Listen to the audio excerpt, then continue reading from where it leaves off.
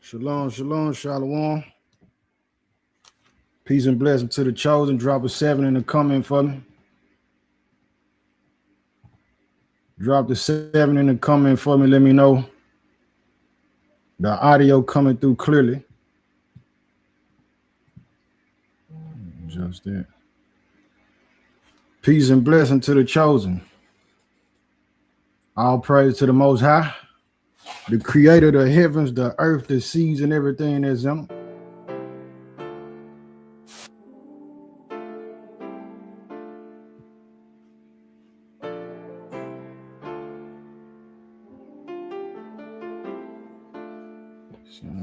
Low.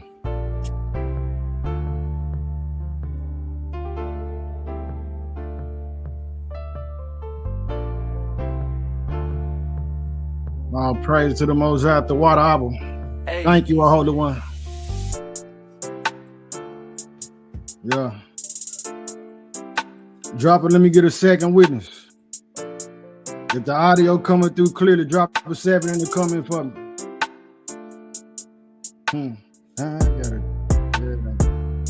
Much love to y'all too. Shalom, shalom, peace and blessing to the chosen.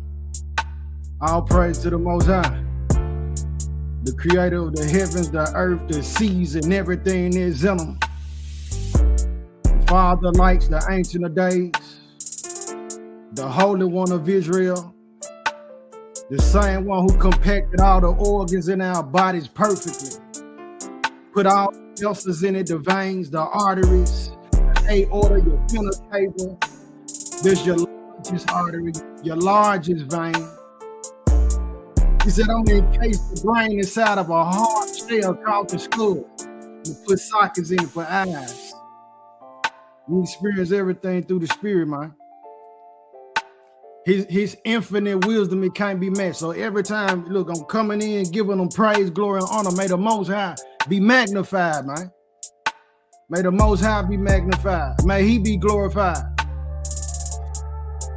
May no flesh glory in his sight. We're going to get to the message, though.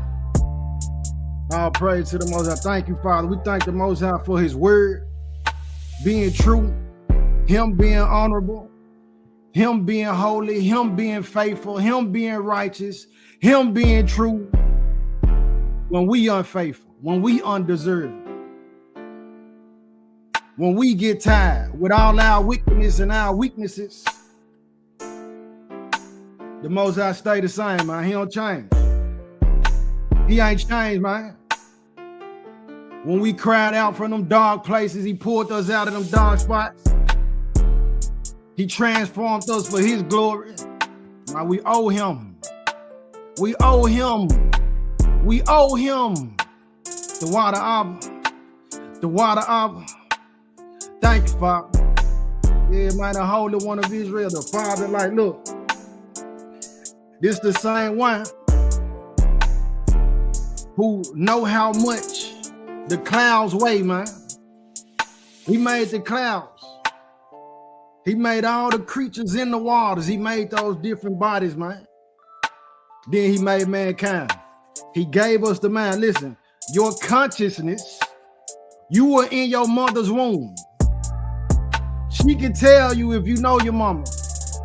Yeah, my baby kicking. I felt him kick. I felt her kick.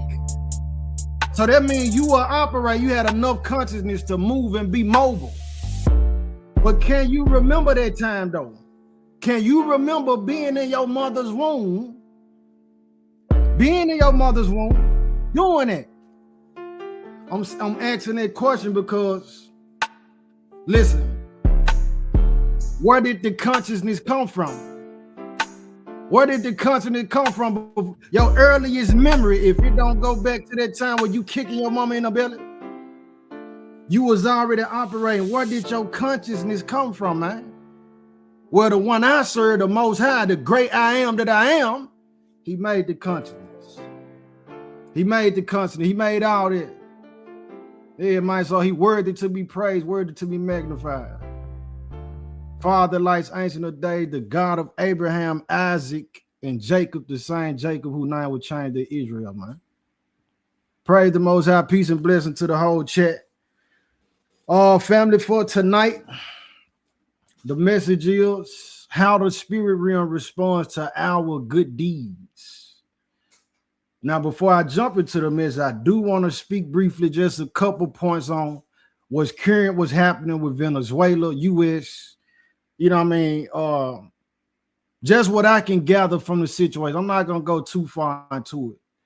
But nonetheless, just to speak on it, for those who are not aware, the book tells us in Sirach chapter 5, verse 15, be not ignorant in any matter, small or great.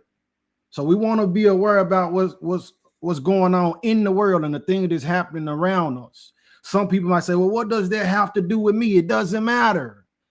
Those who living in the U.S. Okay, well, if we all in one house, I'm gonna give you this example. We all in one house as a family. The daddy go out to the next neighborhood and throw a grenade in somebody's house. He come back unscathed and unhurt. Do you think any ramifications could possibly be brought back home? Yes, it can. Even if the people whose house he threw the grenade in, they come back to his house or y'all's house, our house, if they get to shooting and nobody get hit, by the mercy of the Most High, look, they still came to retaliate. We need to know. We need to be aware. All right, so preferably that makes sense to y'all. Let me share my screen before we jump into it. I pray everything being well with y'all and y'all's families. I'll pray to the Most High. Let me see. Let's start it with this right here. Sharing this for fair use, educational purposes. Hold up, let me see something else. Hold up. How is that popping up on the screen? Hold up, y'all. Let's go with that one. Yep. Let me get back to it. Hold up. Where is that one? Here we go. Yeah. Fair use, check it out. The United States hit Venezuela with a large-scale strike early Saturday and said its president, Nicolas Maduro, had been captured and flown out of the country. Here's what to know. Multiple explosions and low-flying aircraft were seen in Caracas in the early hours of Saturday morning. Maduro's government immediately accused the US of an imperialist attack on civilian and military installations. US President Donald Trump posted on Truth Social that Maduro had been, along with his wife, captured and flown out. Said the United States, this Trump, the United States of America has successfully carried out a large-scale strike against Venezuela and its leader, President Nicolas Maduro, who has been, along with his wife, captured and flown out of the country. This operation was done in conjunction with U.S. law enforcement. Details to follow. There will be a news conference today at 11 a.m. at Mar-a-Lago. Thank you for your attention to this matter of President Donald J. Trump, which we're going to get some of that press conference that he mentioned that happened at 11. The strikes was carried out at 2 a.m. This morning. Of the country. He added that the operation was done in conjunction with US law enforcement. The apparent attack itself lasted less than 30 minutes. Trump said in his social media post that the strike was carried out successfully. It comes after the Trump administration has escalated pressure on Maduro. If you don't know, this right here, this Maduro, this Nicolas Maduro, the president of Venezuela, who has decried US military operations against alleged drug traffickers as a thinly veiled effort to oust him from power. It was not immediately clear who was running the country, and Maduro's whereabouts were not immediately known. All right, now check this out. Now this is just what I gather when I see that. When I heard it, they say that this guy over the months, the prior months, if y'all haven't been astute to it, you know, Trump been talking about the Venezuelans moving drugs and drug trafficking. He bombed some of the ships out there in the seas. I can't tell you exactly which sea it was, but he killed over 100 people. You know what I mean? With them striking those particular ships that were out there. My thing is this though. If they're allegedly moving all these drugs, and this is something that compelled the president or the U.S. to want to bomb these people, China been bringing fentanyl to the country for years. Why it ain't been no airstrike on China? Then we want to talk about drugs being brought. Don't think that the southern wall in Texas or Mexico, you know, that area, that region, don't think that they stopped the drugs from being from. They've been bringing drugs into the country from Vietnam since way back when. Why wasn't any airstrikes carried out in Mexico? We're gonna get the answer. All right, let me share my screen again. Why wasn't no airstrikes carried out in Mexico for drug trafficking purposes? Let me show you. Let me show you who the president of Mexico is. Look, Mexico's first female president is also its first Jewish president. Though Claudia Sheinbaum isn't religious and describes her Jewish heritage in cultural terms, her election is a benchmark for Jews in Latin America, a scholar notes. Here she go right here. Now, Jewish means this is not a real Jew. This is an imposter. This is somebody who hijacked our culture and our identity, posing as somebody to be from the 12 tribes. She is not one of us. All right, but that's not the focus. I want y'all to understand that this Jewish president, Jewish female president over Mexico, she's not even a Mexican. Why does that matter? All right, check it out. Let's keep moving. We'll try to blow through this a little fast so we can jump into the message, but nonetheless, we're gonna get out it, extract everything that we need from it. Moses say the same. All right, so they bombed Venezuela on the grounds allegedly for the drug trafficking, but the drug trafficking he wasn't compelled enough to go bomb China. He wasn't compelled enough to bomb Mexico, but the Jewish president. All right, watch this though. Let me see. Share my screen again. Now here goes something from that conference he was talking about. Fair use for educational purposes only. Trump speaks on Venezuela strikes and capture President Maduro. All right, now we 1 minute short of their 144. All right, check this out though. We're going to run the country until such time as we can do a safe, proper, and judicious transition. So we don't want to be involved with having somebody else get in, and we have the same situation that we had for the last long period of years. So we are going to run the country until such time as we can do a safe, proper, and judicious. Proper and judicious? No, I'm good, thank you. Look, this is what I want y'all to understand. This word right here, judicious. Judicious. He said, until a proper and judicious transition.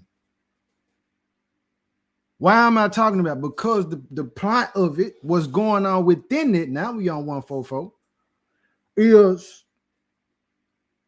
Is people set up in government positions, and a lot of them puppets.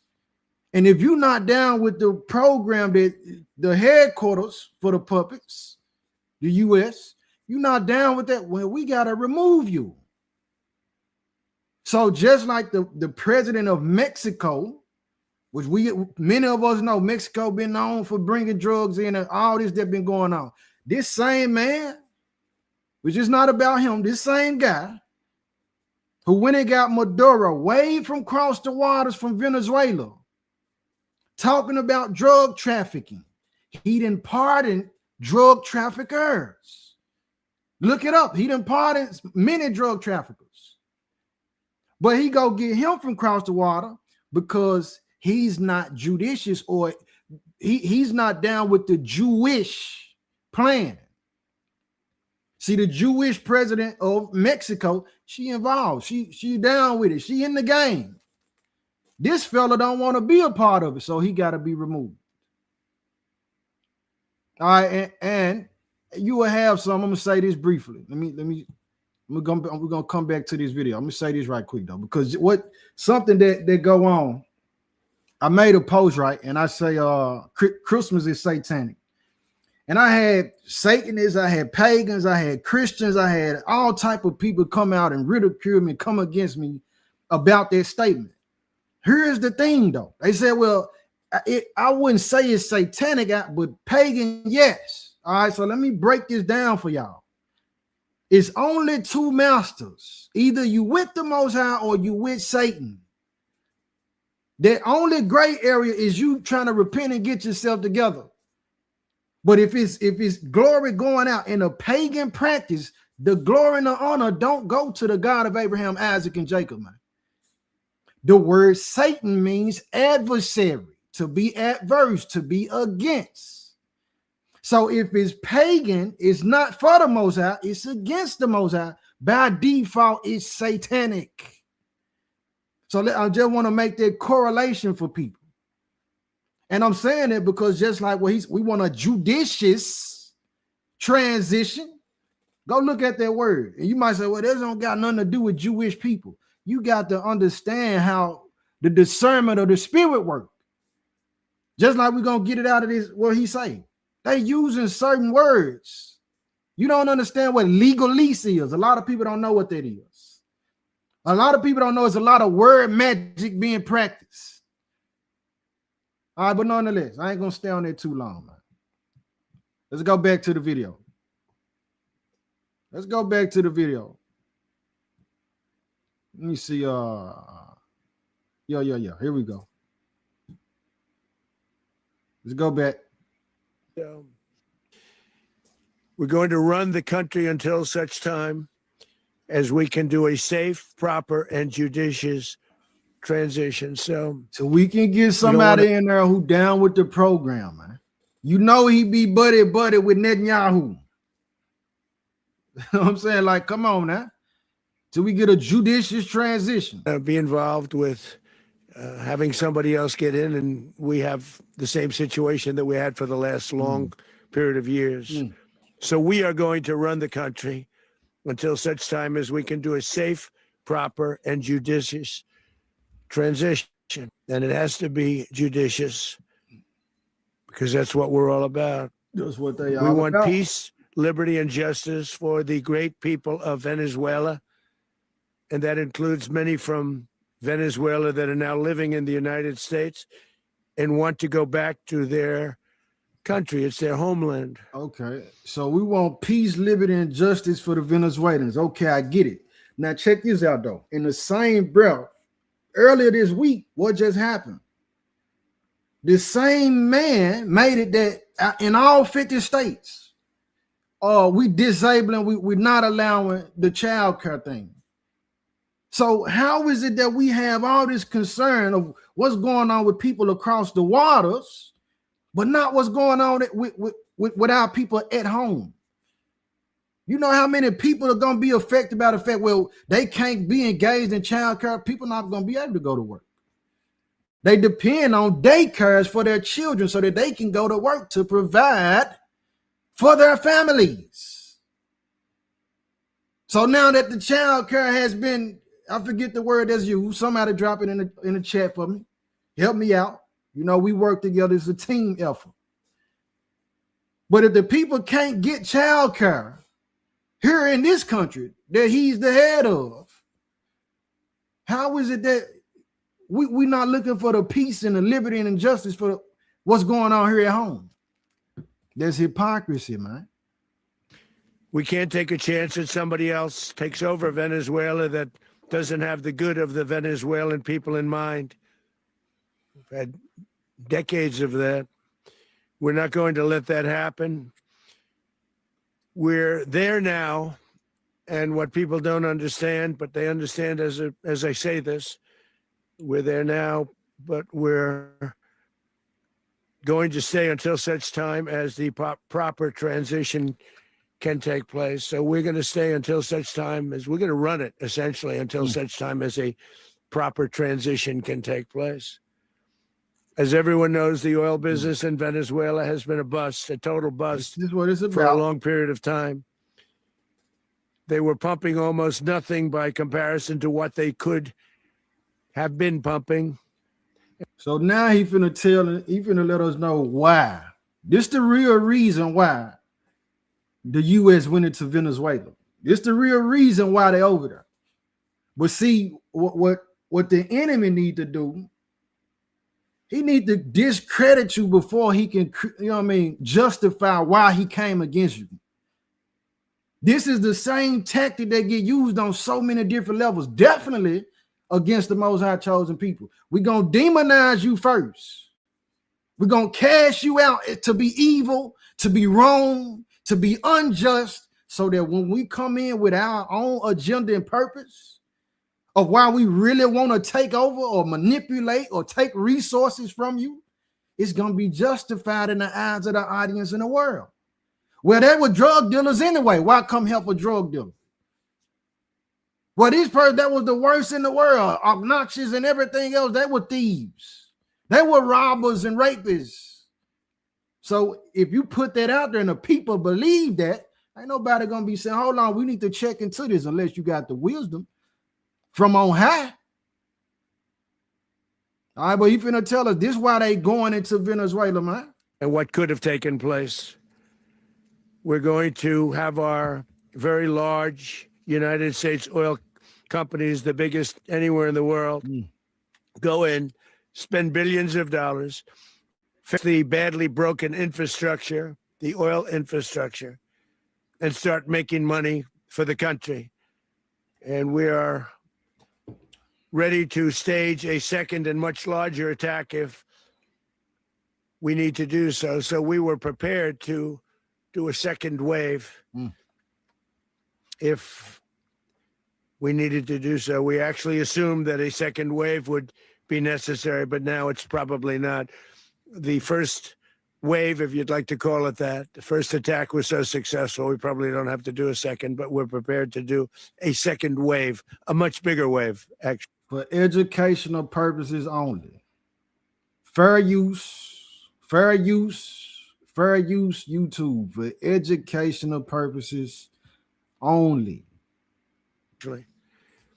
This was pinpoint, but we have a much bigger wave that probably won't have to do. This partnership of Venezuela with the United States of America, a country that everybody wants to be involved with because of what we were able to do and accomplish, will make the people of Venezuela. Most High willing, what I'm gonna do, I'm gonna drop this link in the chat so that y'all can have it for yourselves. But let me get to this part of the video.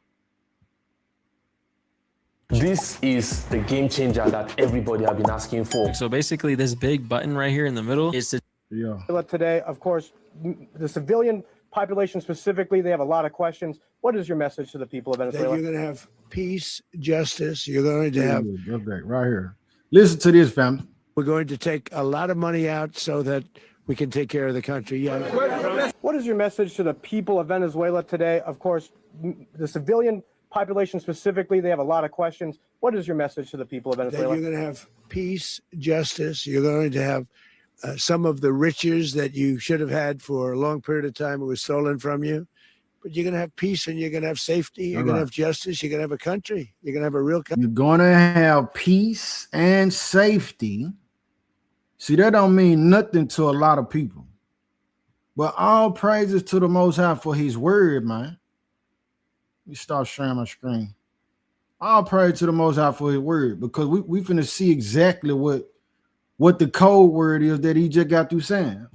Let's get 1 Thessalonians. See, this, you ain't gonna get this type of information dealing with no horoscope or no the laws of Ma'at. You ain't gonna get that, man. This is why so much controversy and contention against the Bible. Matter of fact, let me share the screen so y'all can see it here. Watch this, man. He said peace and safety. Those are trigger words. Trigger words, man. Let me see. Let's go here. Hold on. I'm gonna share my screen. Yep. I'm gonna pull the scripts up so y'all can see it too. All right.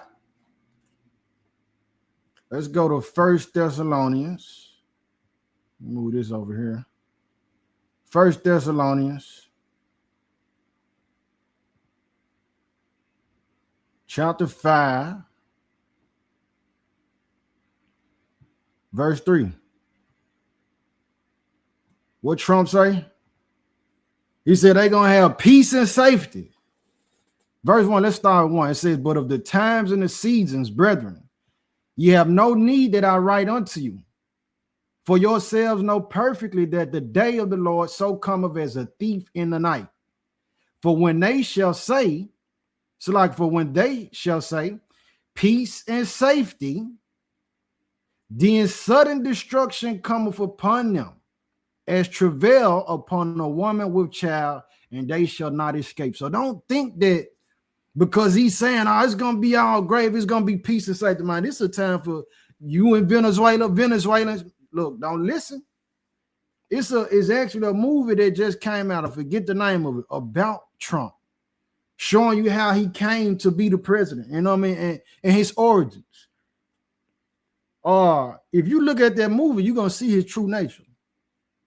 You gotta remember the video that came out not too long ago. They asked him, do you think you're going to heaven? He said, nah, I don't think I'm going to heaven.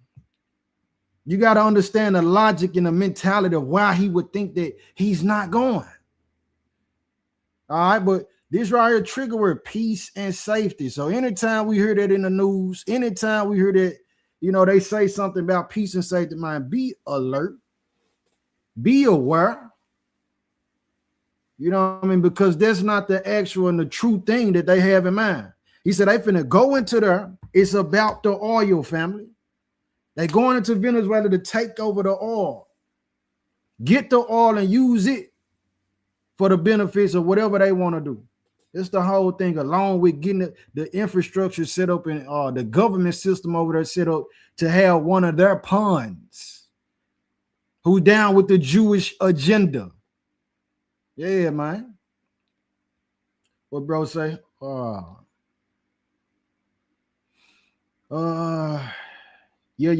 Indeed, all of that too. It says, I believe he is invading because the dollar has no worth. We are bankrupt. Only way they feel they can avoid collapse is by invading, stealing another country's resources and wealth. All that. All right. I just wanted to talk on that briefly. We can go into more details of everything else that's going on with this situation at another time. What I wanted to speak on tonight, though, was, as the title says, how the spirit realm responds to our good deeds. All right, so having good deeds, performing good deeds, doing alms, works of charity, works of love. A lot of time, man, is misconstrued, especially us being believers. So many in the world look at us and say, well, because this person is godly, they got a mind to serve the Most High. This is somebody that's a pluck or a fool. This is somebody that I can get something out of. And many of the people that are believers feel like we got to try to save and help everybody in the world who asks us and who call for help. You're going to end up burning yourself out. And then within it is a possibility of you offending the Most High. But another fold of it, the main thing that I'll be focusing on is the way the spirit realm, what be going on in the spirit when we actually do in sincerity help other people and we performing these good deeds. I'm going to open up with, let's go to Hebrews 6, man. Hebrews 6. Share my screen, get the scripts back up here. Hebrews chapter 6.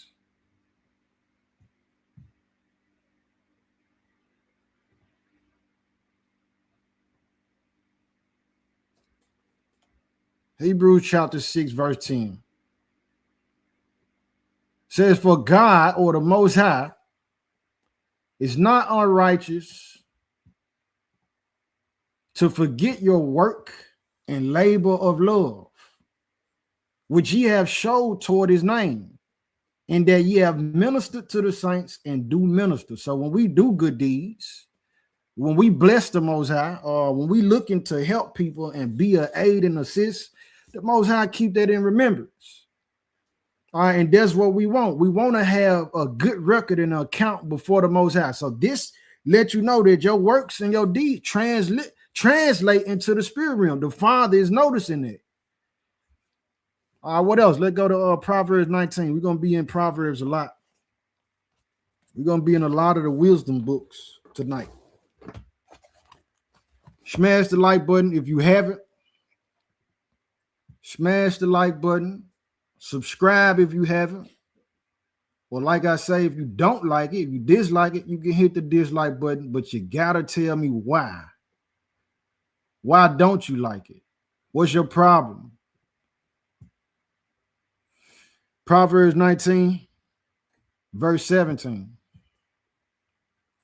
It says, he that have pity. Oh, let me get it.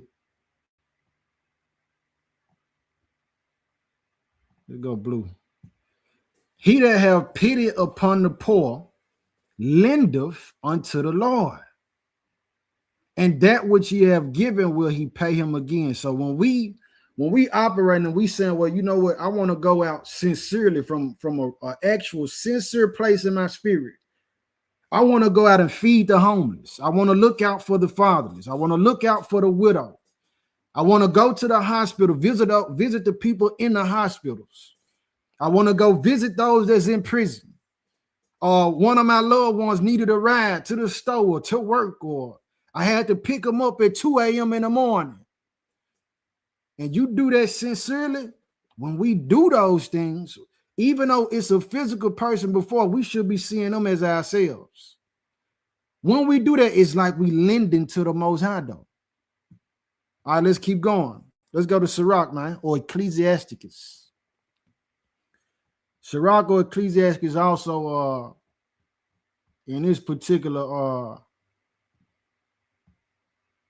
Bible that I got from the Apple store is on the wisdom of Jesus, or which they translate to Joshua, the son of Sirach. Chapter 12. Okay, 1 and 2, yeah. It says, when thou wilt do good, know to whom thou doest it. So shall thou be thankful for thy benefits. So when we do good to somebody, you got a lot of people, because the man is on the corner right there by the interstate, by the highway, and he got a sign, and it say, help me, anything will help. And he got a sad face. Many people that automatically believe this is an actual homeless person that need help. A lot of those folks out there for usury and manipulation, man. Just because somebody asks you for help don't mean that you're supposed to help them. Know who you helping. It said when you do good to somebody that is good, say you'll be thankful for your benefits. You got people that was in a situation like bro told me. He go out, he see a lady. She got a child with her. She asked him for some money. He recognized her from a time prior that he gave her some money. He denied her this time. No, I can't give you nothing. She get mad, get to cussing him out. Says she pulled out a big bankroll. I'm talking about much cash. Y'all supposed to be Israelites. She didn't learn him a little bit about him and everything. Y'all supposed to be Israelites. Y'all supposed to help. But she cussing him out because he said, no, not this time. I done already blessed you. Got the child with you and you acting like that and you flashing the big bankroll. You don't need no help. But what happened in a lot of cases, you help these people who are ungrateful. There's another response of the spirit. You get this, you tell a person, no, the true spirit come up out on. Oh, you ain't never helped me. They get mad and angry, irate. Yeah, how the spirit realm responds to your good deeds. It's a good deed to tell a person no. Sometime. Especially you might have that loved one who you know he or she want to go get some cocaine. You know they want to go get drunk. You know they don't have no good intention with if you give them some money, they not finna use this for nothing good. Then you got those who they always want to come around and ask for something. But the prior to asking, they spending all their time keeping up as much hell as they can. No, I can't help you. No, we can't help you. We can't help those people all the time. Care who they is. When you do good, know to who you doing it to. So shall thou be thanked for thy benefits. Verse 2, it says, do good to the godly man, and thou shalt find a recompense. And if not from him, yet from the Most High. Remember what it just said in Proverbs 19? Said it's like we lending to the Most High, and then he gonna pay us back. And this is important too, because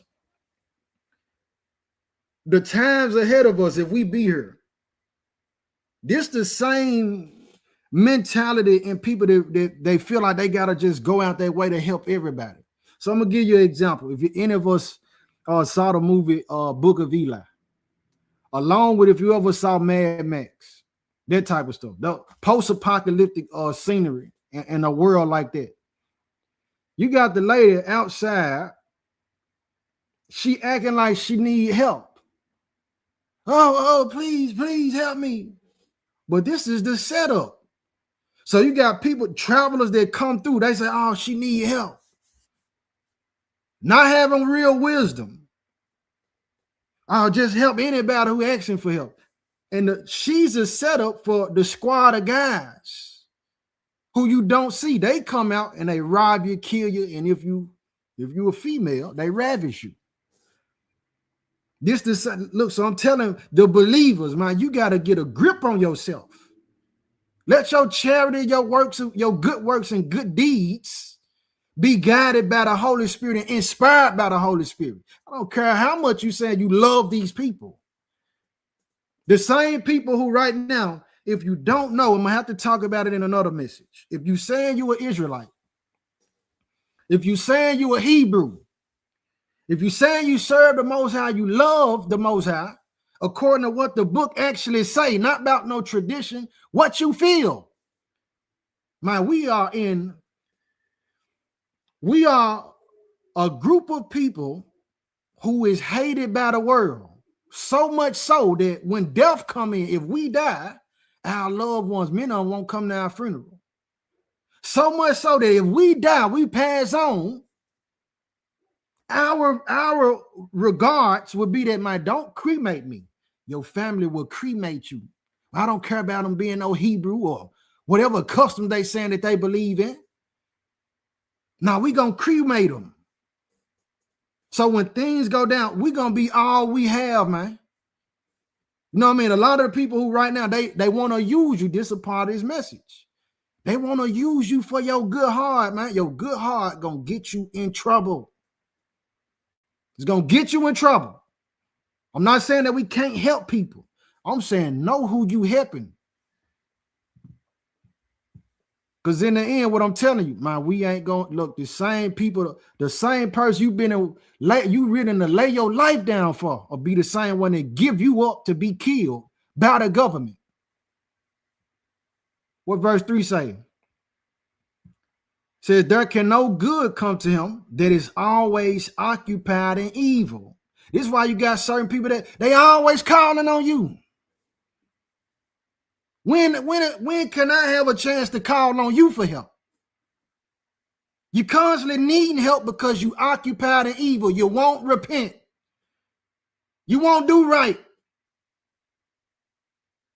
Said there can no good come to him that is always occupied in evil, nor to him that giveth no alms.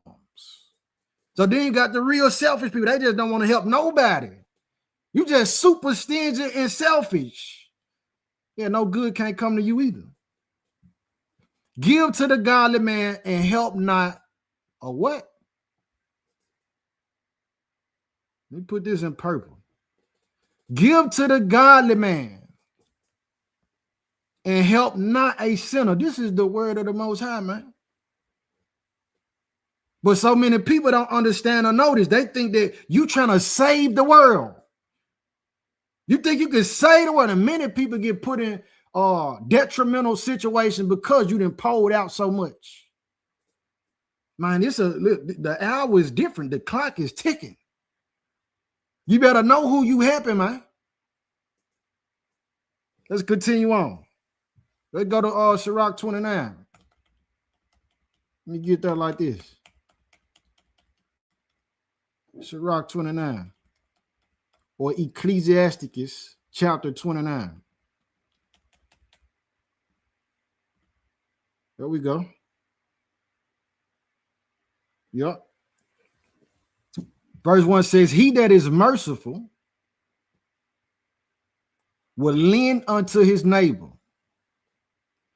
and he that strengtheneth his hand keepeth the commandments. So by helping our neighbor, I'm talking about the different folds of it, different facets of it.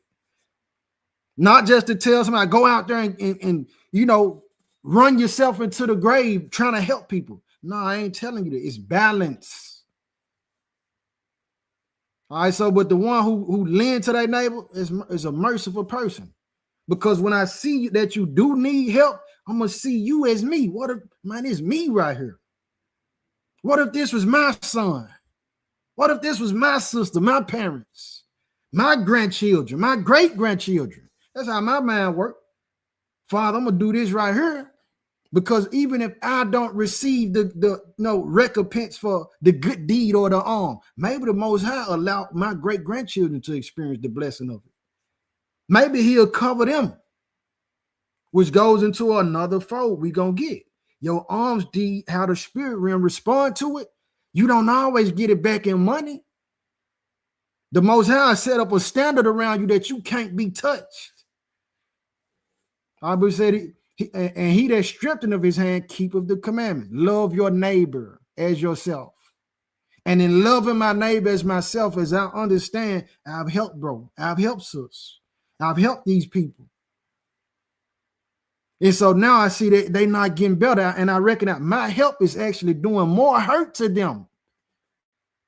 It's doing more harm when I help them than it is to benefit them on something that's righteous. Hold on, I need to say no this time.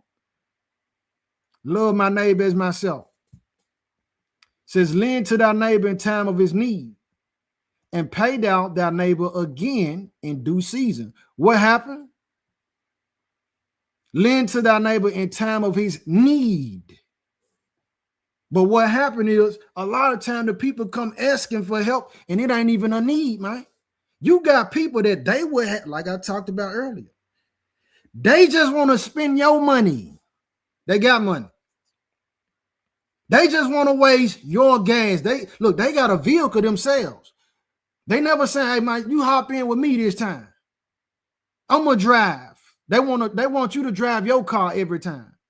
They want you to come out of your pocket every time. They ain't never saying, man, look, bro, you been too good, man. Let me take care of the tab this time. They ain't never saying that. Users. They vampires. They'll suck you dry if you let them. Yeah, so through these deeds and understanding this, wisdom of it, guess what? You get to being able to discern the people you're dealing with. Do this person actually love me or they using me? It says, keep thy word and deal faithfully, verse 3, with him. And thou shalt always find the thing that is necessary for thee. So if we on the opposite end of what we need something, not always money, might just need a listening ear, man. And there's something many people need to understand.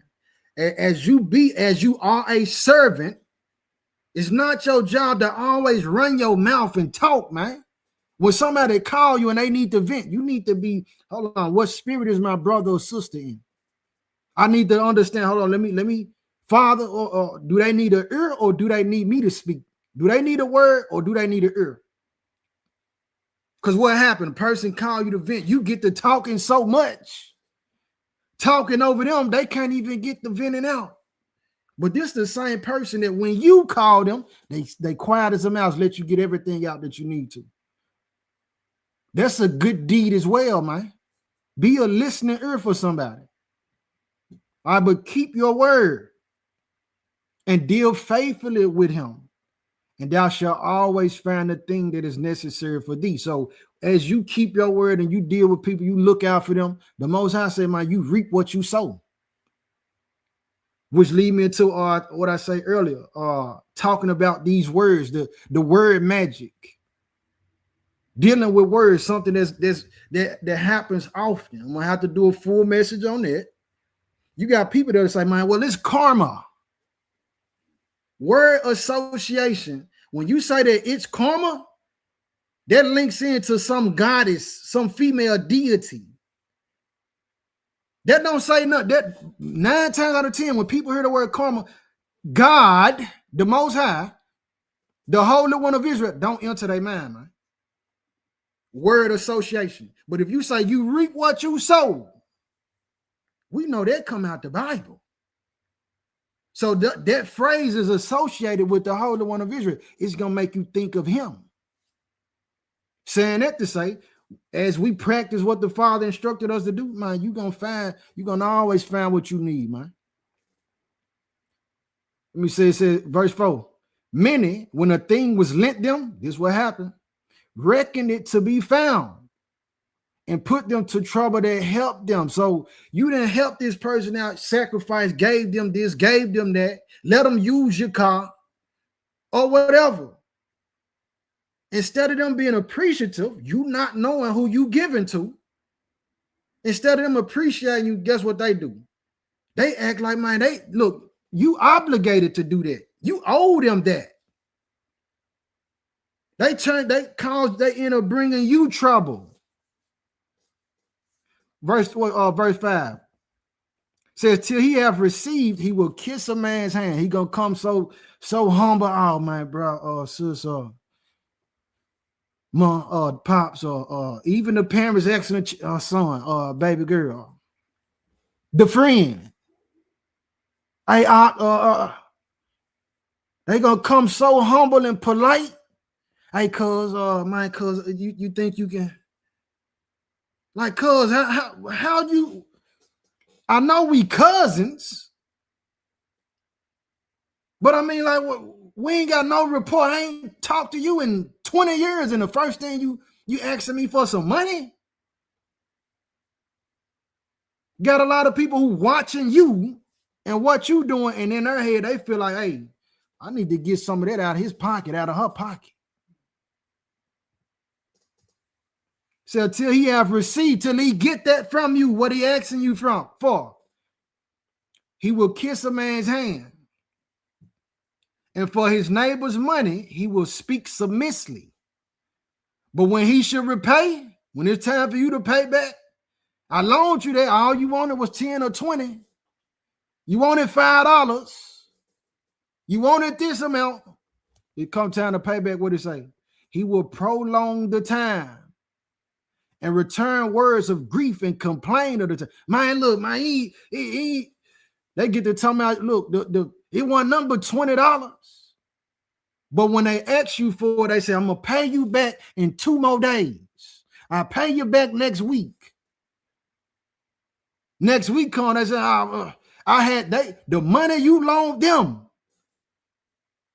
When you call, you shouldn't have to call them for it. They say, well, I had to do this with it. Like, hold on now.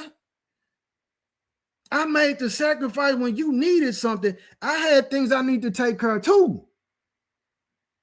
But I say, you know what? I'm gonna help cuz out. I'm gonna help sis out. I'm gonna help bro out. I'm gonna help homie out. I'm gonna help them out. He said he gonna give back to me this day. Let me call him and make sure. And you call and check on it, and they say, well, I can't give you what I told you, what you loaned me back, because I needed to pay my phone bill. What? My phone bill needed paid when I gave you the bread, though. Say to prolong the time, return words of grief and complain of the time. If he prevail, So matter if you get what you loaned out, what you gave out, if he prevail, he will hardly receive the half. And he will count it as if he had found it. If not, he have deprived him of his money, and he have gotten him an enemy without cause. So it's so many fallouts that go on with relationships between siblings and parents and friends and loved ones. Like everything was cool until the money got involved. This happens so often. All right, but the problem ain't that, you know what I'm saying, you couldn't get what you asked for. The problem is when it come time for you to repay, you don't want to pay back. You're not dealing faithfully with your word. It said, by that you get an enemy without cause. You might need them again. That's not wise. You might need them again. But because you don't want to repay or you didn't appreciate what was given to you, the spirit came out you and let me know, oh, this is one of them. Now you got an enemy without cause. Don't call me for nothing no more. That's how that translates. Man, that man can't ask me for anything. What it say? It said he pay of him with cursings and railings, and for honor he will pay him disgrace. So the same person that you help, they turn around and get the cussing you out. They get the demonizing you. They get the calling throughout the, man, can you believe he called me about that funky little $20? Like, hold on, man. How is you turn my name down, casting my name down for having to ask you for what I loaned you? But this is how the spirit realm respond. You got to take in consideration, family. Their money gonna show you who a lot of people is, man. Let me see what else I want on there. Yeah. Let's keep going. Verse 7 says, many therefore have refused to lend for other men's ill dealing. So you made it bad for everybody. It's like, now, man, I don't know if I can actually help this person or that person because of how this person dealt with me. That goes on your account, bro. That go on your account. So if you spoiling this person's mentality, their desire, their love to actually perform charitable works, yeah, that go on your account, man. You made them folks sour, man. You almost corrupted them, man. How that translate? Because, okay, now here we go. I done said this before. You come asking this person for some kind of help, whatever form. Them in their good heart, the goodness of their heart, they volunteer, they're ready to do it. Not only do we spend finances, family, we spend mental capacity, we spend emotional, it's an emotional expense that's attached with these things. I don't get that time back that I spent helping you. So a lot of time what happened, the devil, Satan, will have somebody call your phone or ask you for something, catch you out in the highway and the hedges, asking you for something. And they only there to be somebody that called you to spend your expenses of whatever, finance, emotional, attention, whatever. Spend it on them. That way, when the person who actually need the help come, you ain't even got it in you to help them. They didn't walk you out. Now you ain't got enough mental capacity to actually help the person who truly need it. Many therefore have refused to lend for other means ill dealing, fearing to be defrauded. I don't know if you're going to try to finesse me like the last person did, man. Let's go to Proverbs. Let's go to Proverbs. Proverbs 20.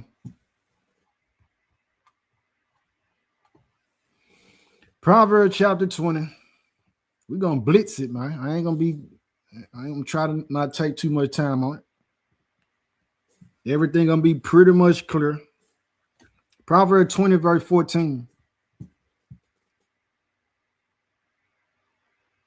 It is naught. It is naught, saith the buyer. It's nothing. It's nothing, man. That's what the buyer say. But when he is gone his way, then he boasteth. What is he telling us?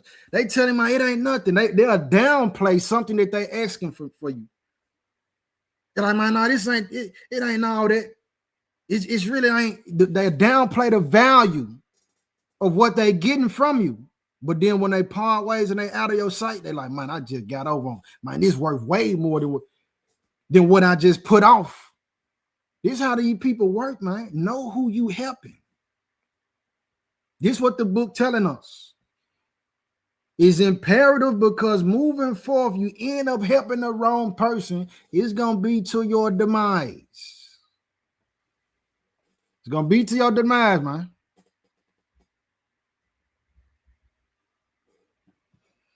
Let me see where else we at. Let's go back to Sirach. We're going to go to chapter 40. Ecclesiasticus, Sirach, or here as it's written, this from the Apocrypha. Wisdom of the son of Sirach. We're going to chapter 40, verse 24.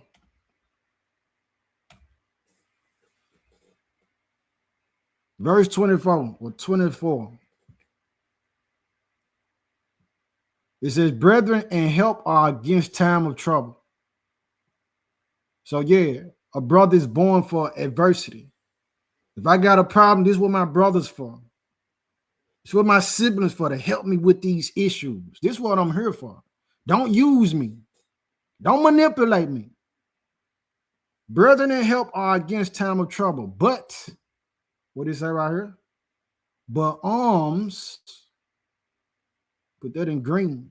But alms shall deliver more than them both.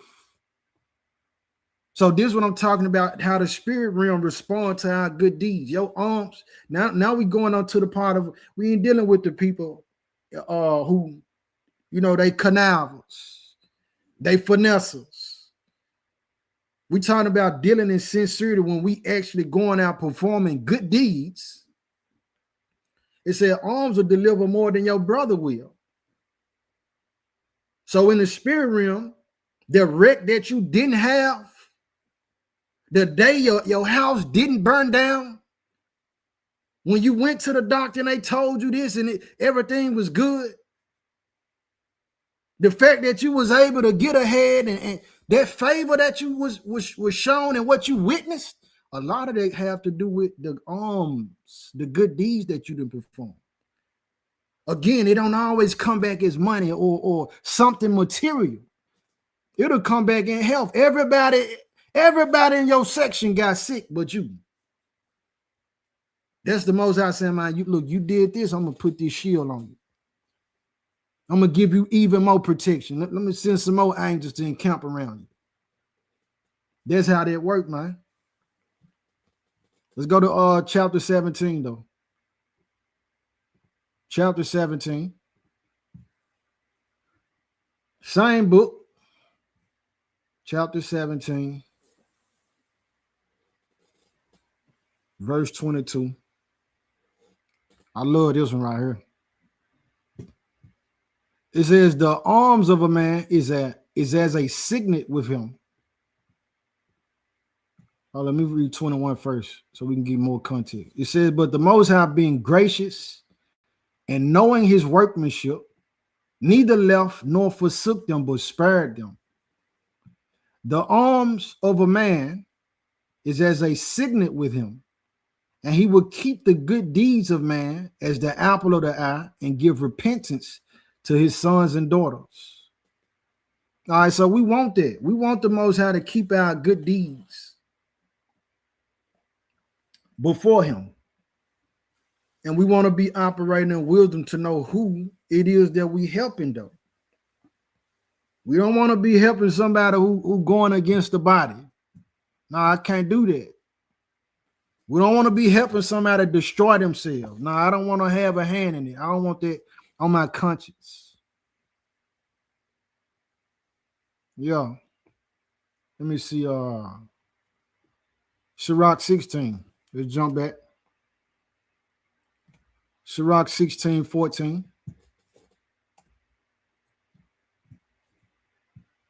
It says, make way for every work of mercy, for every man shall find according to his works.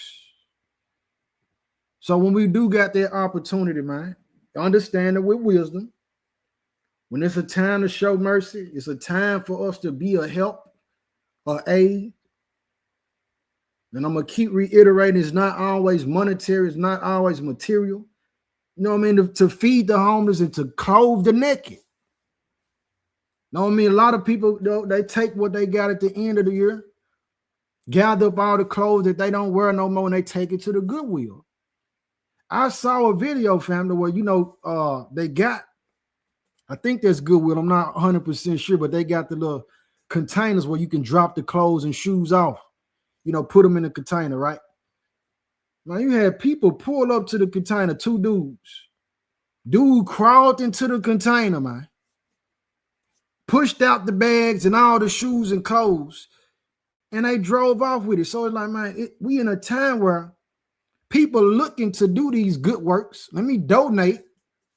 You know what I mean? The good clothes that I got, I just, they barely soiled or you know, old. These folk going into the container stealing the clothes and stuff that was given for a donation. It's an evil time, bro. It's an evil hour. Sirach 18. Sirach 18. Verse 15 says, my son or my daughter, blemish not thy good deeds, neither use uncomfortable words when thou givest anything. So when we help them, when we looking out for our neighbors, something that some of us may do, you get frustrated. You might feel like, man, I've been helping you so much to where now when you giving this help, you cussing a person out. When you giving this help, you mistreating this person. Nah, we ain't supposed to do that. Said, don't blemish your good deeds. So when we give, let us give sincerely.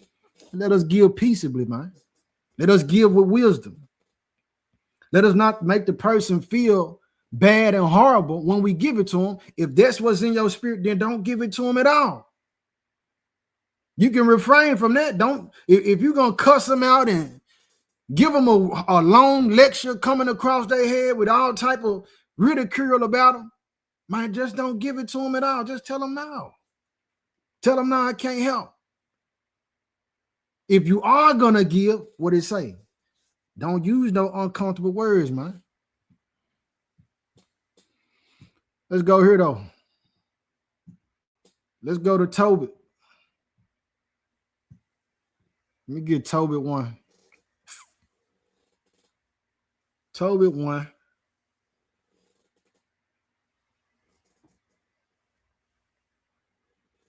Yup, verse 3. So Tobit, this one our forefather from the tribe of Naphtali. And he was a person who did a lot of alms deeds. And in his journey, we're going to see this really going to encapsulate a major stake in this message. This Tobit, and I'm going to third Baruch. But this really going to give us a better insight on how the spirit realm respond to those good deeds and those alms deeds. Tobit, chapter 1, verse 3. Get a little bit of his background. What do you say? Says, I, Tobit, have walked all the days of my life in the ways of truth and justice, and I did many alms deeds to my brethren and my nation who came with me to Nineveh, into the land of the Assyrians. All right, so he just letting us know who he is. He writing and let you know what he about, right? Verse 16, jump it down. Says, and in the time of Manasseh, I gave many alms to my brethren, and gave my bread to the hungry, and my clothes to the naked. And if I saw any of my nation dead or cast about the walls of Nineveh, I buried them. So there's another form of armed deed. He making sure that his loved ones, his nation, his brethren, his people have a proper burial. Because the king of Nineveh, he was killing our people and just leaving our bodies out, just out in the open. So Toby like, man, no, I'm finna make sure these people get a proper burial.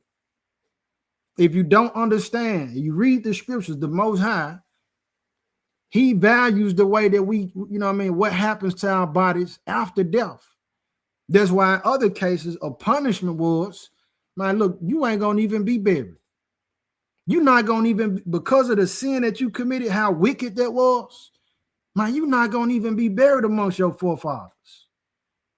Matter of fact, they're gonna leave your bones out in the sun. That type of stuff. All right, but so Tobit did alms deed, many alms deed to his brethren, the nation. Said he fed the hungry, he clothed the naked, and he buried his people. That's an alms deed, man. That's a work of charity and love. Chapter 2. This still what he do. This still what he about. Chapter 2, verse 2 says, when I saw abundance of meat, I said to my son, go and bring what poor man soever thou shalt find out of our brethren, who is mindful of the Lord, who is mindful of the Most High. And lo, I tarry for thee. So what Sirach tell us? Sirach told us, hey, give to the godly man. Know who you giving to. That's what the book instructed us on, man. So he's saying, man, don't just go out and help and grab anybody because we got all this food. You know what I mean? I want to bless somebody, but don't just go out there and grab any Joe Blow you come across. Make sure it's somebody that's mindful of the Most High, man. You know, going out there trying to help somebody who was a straight up serpent, one of these reptilian people who posing as humans. Yeah, you don't want them in your proximity, man. Let me see here. Let's jump to verse 14. No, let me go back. So he did all those armed deeds. Let me jump down. Verse 9. While he was eating, he ended up his son come back and say, man, we got one out here who ain't been buried. Before he eat, he get up, go bury dude. And he eat his food in haste, but he sat by the wall that night, right? Tobit did. This is where we at, verse 9. So the same night also I returned from the burial and slept by the wall of my courtyard, being polluted, and my face was uncovered. When he say he being polluted, because he touched the dead body. The scripture let us know in Torah, we're not supposed to be defiled with somebody who's not our loved one, our near kin, whether it's our father, our mother, or our children, or our brother, or our sister who hadn't been married. Verse 10 says, and I knew not that there were sparrows in the wall, and mine eyes being open, the sparrows muted warm dung into mine eyes, and a whiteness came in mine eyes, and I went to the physicians, but they helped me not. Moreover, Achiacharus did nourish me until I went into Elimius. All right, so now he didn't went blind. Verse 11, and my wife Anna did take women's work to do.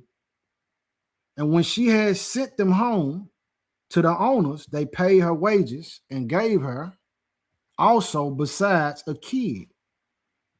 So his wife took women's work. She got paid for the women's work. But the people who she was helping, they said, man, you know what? Not only we going to pay you, we finna give you a goat. Verse 13. It says, and when it was in my house and began to cry, I said unto her, from whence is this kid? Is it not stolen? Render it to the owners. For it is not lawful to eat anything that is stolen. But she replied upon me, it was given for a gift more than the wages.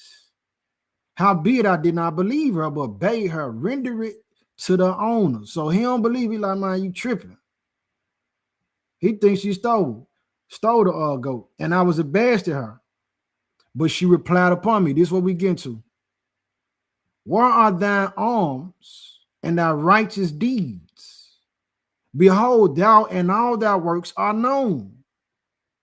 So she let him know, like, listen, my Lord, husband, like everybody know how you help people all the time. Why you can't believe that the Father will bless you for everything that you've been doing? Everybody know that you got a good heart and you be helping. Man, this just recompense and a reward for what you already been doing. All right, we're going to come back to Tobit. Let me go back to Proverbs. Let me get some out of here. Let's go to Proverbs. We're going to come back to Tobit, though. Proverbs 21.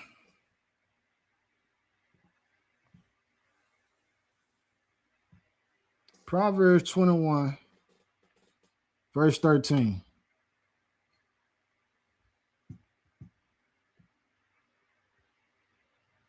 Verse 13 says, whoso stoppeth his ears at the cry of the poor, he also shall cry himself, but shall not be heard. So what does that tell us on the flip side? You reap what you sow. So you want to stop your ears at the poor. This is somebody who actually in need. This ain't a person who they trying to finesse and use you, manipulate you. You're not somebody with a conniving spirit and mindset. So you stop your ears at their cry, neither will your cry be heard. So on the flip side, if you do, when you cry and you need help, and you will be heard too. This is how Tobit got blessed. Proverbs 28. Proverbs 28. So this is how the spirit realm respond to your good deeds. You help, you gonna be helped.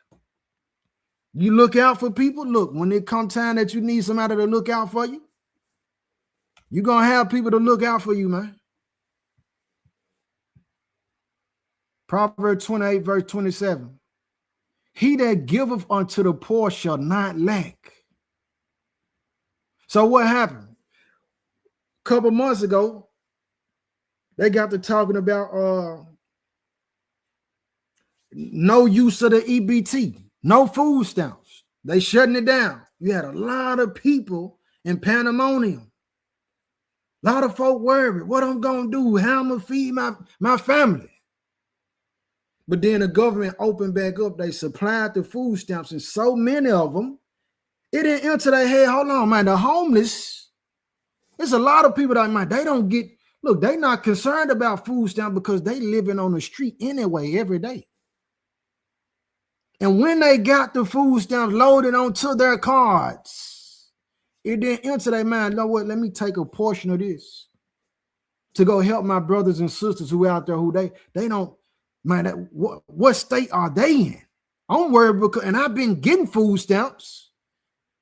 They telling me I ain't gonna get it this month, but these folks live like this every day. Man, let me go take a portion of these stamps and go out and feed some of these homeless people, man. That didn't enter a lot of people's mind, man. He that giveth unto the poor shall not lack, but he that hide of his eyes shall have many a curse. Yeah, man. Let's keep going. Here we go. Next chapter, 29. Now, this is one of my favorite ones too. Proverbs 29. Here we go. The righteous considereth the cause of the poor. So we ain't just looking at you and automatically just assuming that this person that's poor, like the world and taught, they say, man, well, these black people, they going through what they going through because God hate them.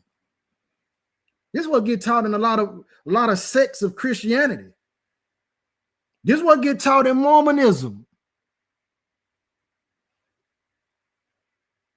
Now, I consider the cause of the poor. Man, this dude here is on the corner like this because he's a war vet. He's a veteran. And he done went and fought for the country in a whole nother country against people who they don't even know him or his family. Come back to the country that he fought for, and they ain't got nothing for him. He seen his whole platoon get killed. He literally saw the organs and stomach just hanging out. He seen dude's head get blowed up, man.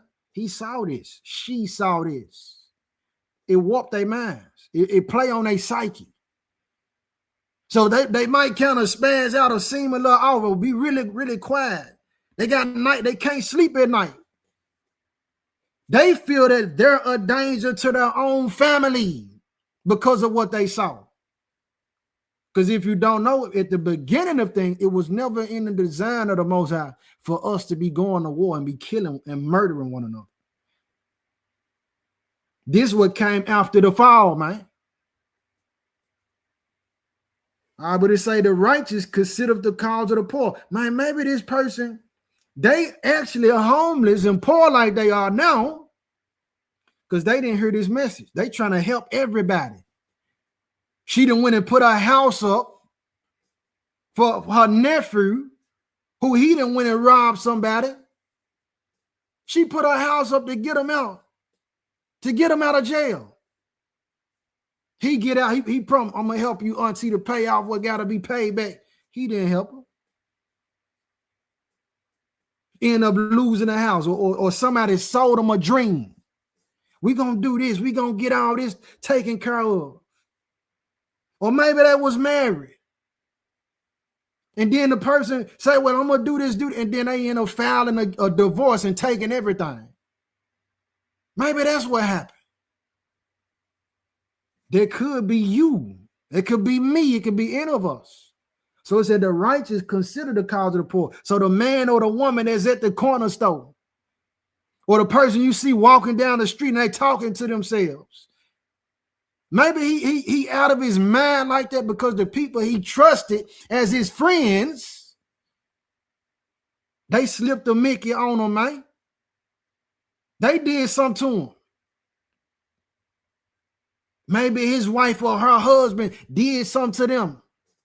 The righteous consider the cause of the poor. But it say, but the wicked regardeth not to know it. Man, I don't care what's going on with dude. I don't care how she got in this situation, those circumstances, that predicament. That's a wicked person, man. But you'll want everybody in the world to have all type of consideration for you in your time of trouble. That's how that works.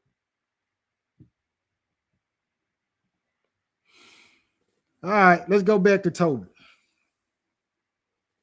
Tobit chapter 4. Tobit chapter 4.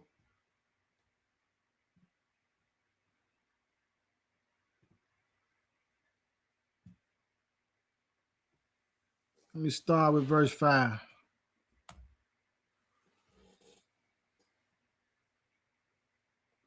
So he admonishing his son Tobias at this point. He said, my son, be mindful of the Most High our power all thy days, and let not thy will be set to sin or to transgress his commandments.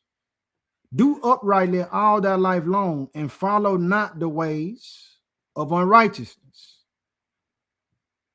For if thou deal truly, thy doing shall prosperously succeed to thee and to all them that live justly. Verse 7. He said, give alms of thy substance. And when thou givest alms, let not thine eye be envious. Neither turn thy face from any poor, and the face of the Most High shall not be turned away from thee. You see how the spirit realm work? When the way you treat your neighbor, it's going to be brought back to you, man. The Most High is looking at that. Verse 8, if thou hast abundance, give alms accordingly. There's something else. Because you got a whole lot to give, don't mean you got to give everything. Give accordingly, man. It says, if thou have but a little, you ain't got a whole lot. Be not afraid to give according to that little. Remember what the master told us, the Messiah? Said he sat and observed and watched the people giving into the treasury. He said all them gave out of the abundance of what they had, though. But it was a poor woman. Said she gave 2 mites. She gave 2 little mites. Said, man, indeed, she gave more than everybody because she gave out of all that she had of all her living. It's easy to give when you got a whole lot, but can you give when you ain't got a lot? Yeah, can you give when you don't really have it like that? You still gonna be able to be supportive? This is what the book telling us, man. Verse 9 says, for thou layest up a good treasure for thyself against the day of necessity. Yeah, it's against the day where you need it. Because their alms, here we go. This right here, powerful. It said, because their alms do deliver from death. So you done helped this person, that person, showing that love. Don't get tired of it. Get wise with it. Said, because that alms do deliver from death. This why you didn't get killed that night. This why when you actually did go into the hospital, which I'm telling people, man, stay away from these hospitals unless you actually need to be there. This why they said, man, you came just in time. If you had came a day late, man, you might not be here. This your arms delivering from death. This is why when you look at the news, they say, well, the plane came out the sky, the motor from the plane just came out and killed a bunch of people. This is why you weren't present. You went there, you like, man, I meant to make a left. I ended up going right. Them arms, man, the Most High directed your path to where you wouldn't be killed, where you wouldn't lose your life. Verse 10 says, and suffer not to come into darkness. Them arms gonna make sure that you be straight, man. Verse 11, for alms is a good gift unto all that give it in the sight of the Most High. Alms is a good gift unto all that give it. So like the book tells us, it's a blessing to receive, but it's even more a blessing to be able to give. Because you actually got it to share and to be able to give and provide. That's a blessing, a blessed state of living to be in, man. All right, but in the sight of the Most High, that's the main thing. The Father see what you're doing, and he see what you're not doing too. All right, I'm gonna jump to verse 16. What else he say? It says, give of thy bread to the hungry, and of thy garments to them that are naked. So we had those clothes drives. A lot of us do it during Purim. We need to be doing it throughout the year. We don't need to be waiting to Purim to be going out to look out for our people that's homeless or whatever. It says, and according to thine abundance, give alms. And let not thine eye be envious when thou givest alms. Don't be saying, I don't want to give I'm the one who's supposed to be having this. So I need to be giving it to me. The Most High already gave it to you, family. The Most High already blessed you with it. It says, pour out thy bread on the burial of the just, but give nothing to the wicked. Again, be wise in your giving. As counsel of all that are wise. Let me see. As counsel of all that are wise, and despise not any counsel that is profitable. Bless the Lord thy God always, and desire of him that thy ways may be directed, and that all thy paths and counsels may prosper. For every nation have not counsel, but the Lord himself giveth all good things, and he humbleth whom he will, as he will. Now, therefore, my son, remember my commandments, neither let them be put out of thy mind. Here we go. And now I signify this today that I committed 10 talents to Gabriel, the son of Gabriel, at Rages in Media. And fear not, my son, that we are made poor, for thou hast much wealth. If, there go that word, powerful word, 2 letters. If thou fear the Most High and depart from all sin and do that which is pleasing in his sight. Yeah, we want to do what's pleasing to him. You're gonna be wealthy when you move like that, man. All right, but he telling his son, look, man, I done gave 10 talents. Would you go do the research? 10 talents of silver in today's time in a US dollar. That's like matter of fact, let me see. Hold on, let me stop that. Let me get it. Let me see. Let's actually do this. What's 10 talents? What's 10 talents? 10 talents of silver. It's in the millions, though, family. What's 10 talents of silver?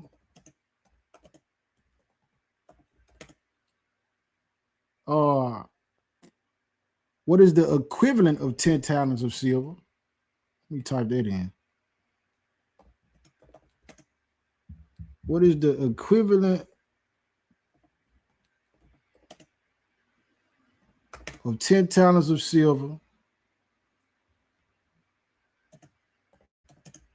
in USD?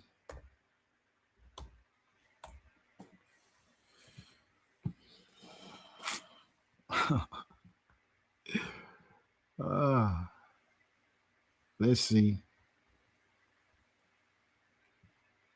All right, so let me share my screen so y'all can see this. Oh, let me go back so y'all can see what I see. Share my screen. Yeah.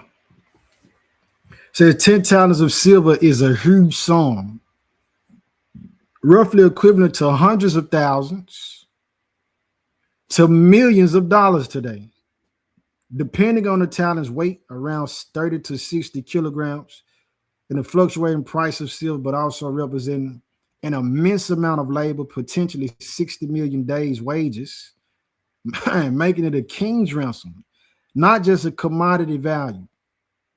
Yeah, so he had already stacked up this same Tobit. He had already had 10 talents that he let his partner hold for him. And now he gonna give that to his son.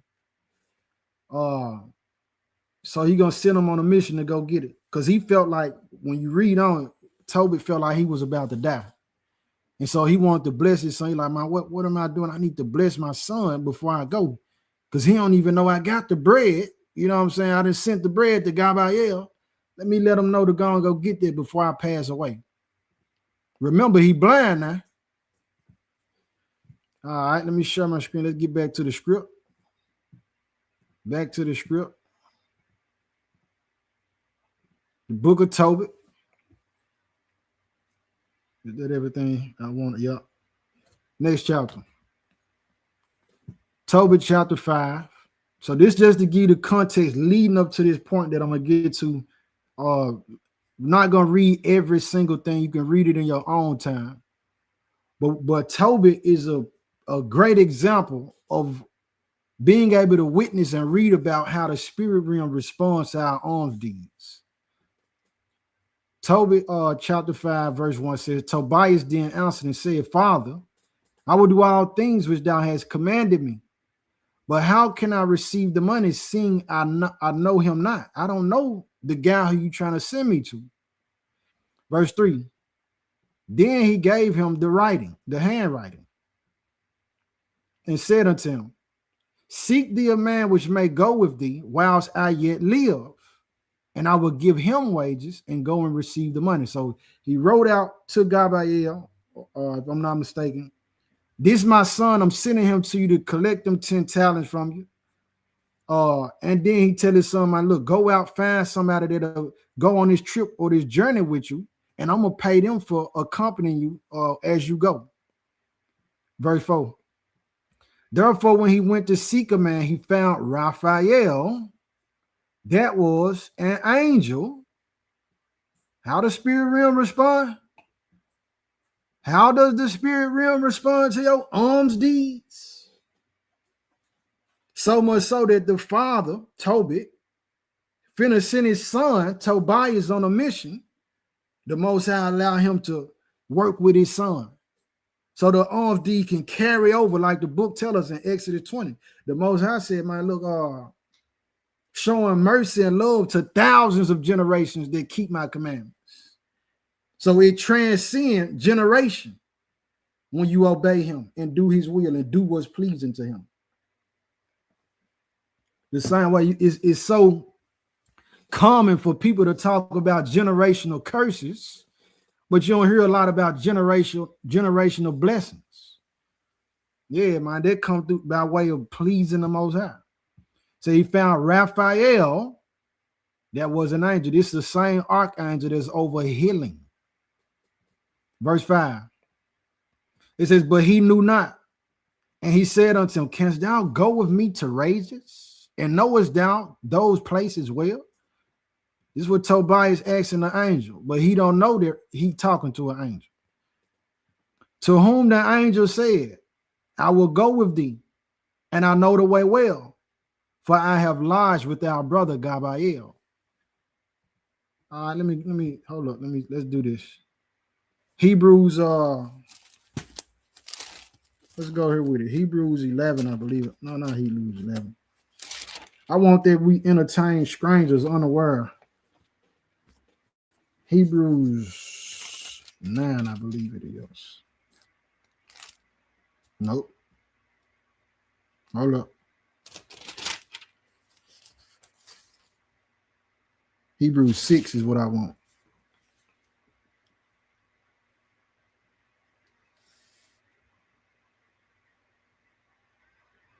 Let's see. No, that ain't what I want. Drop that for me, man. Drop that for me.